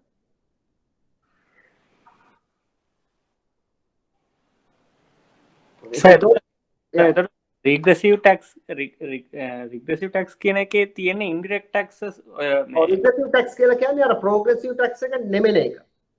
Progressive tax එක income එක base කරන් tax එකක් නේ පොත. Regressive කියලා කියන්නේ නිකන් එයා regressive ඒ කියන්නේ කිසිම මේව එකක් නෑ. ඒ කියන්නේ යා මේ ඒ කියන්නේ income එක base කරන් නෙමෙයි නිකන් ඔහේ tax දාන එක. ඒක අපේ තියෙනවා වගේ. ඒක හොඳ නෑ කියලා කියන්නේ. හරි සර්.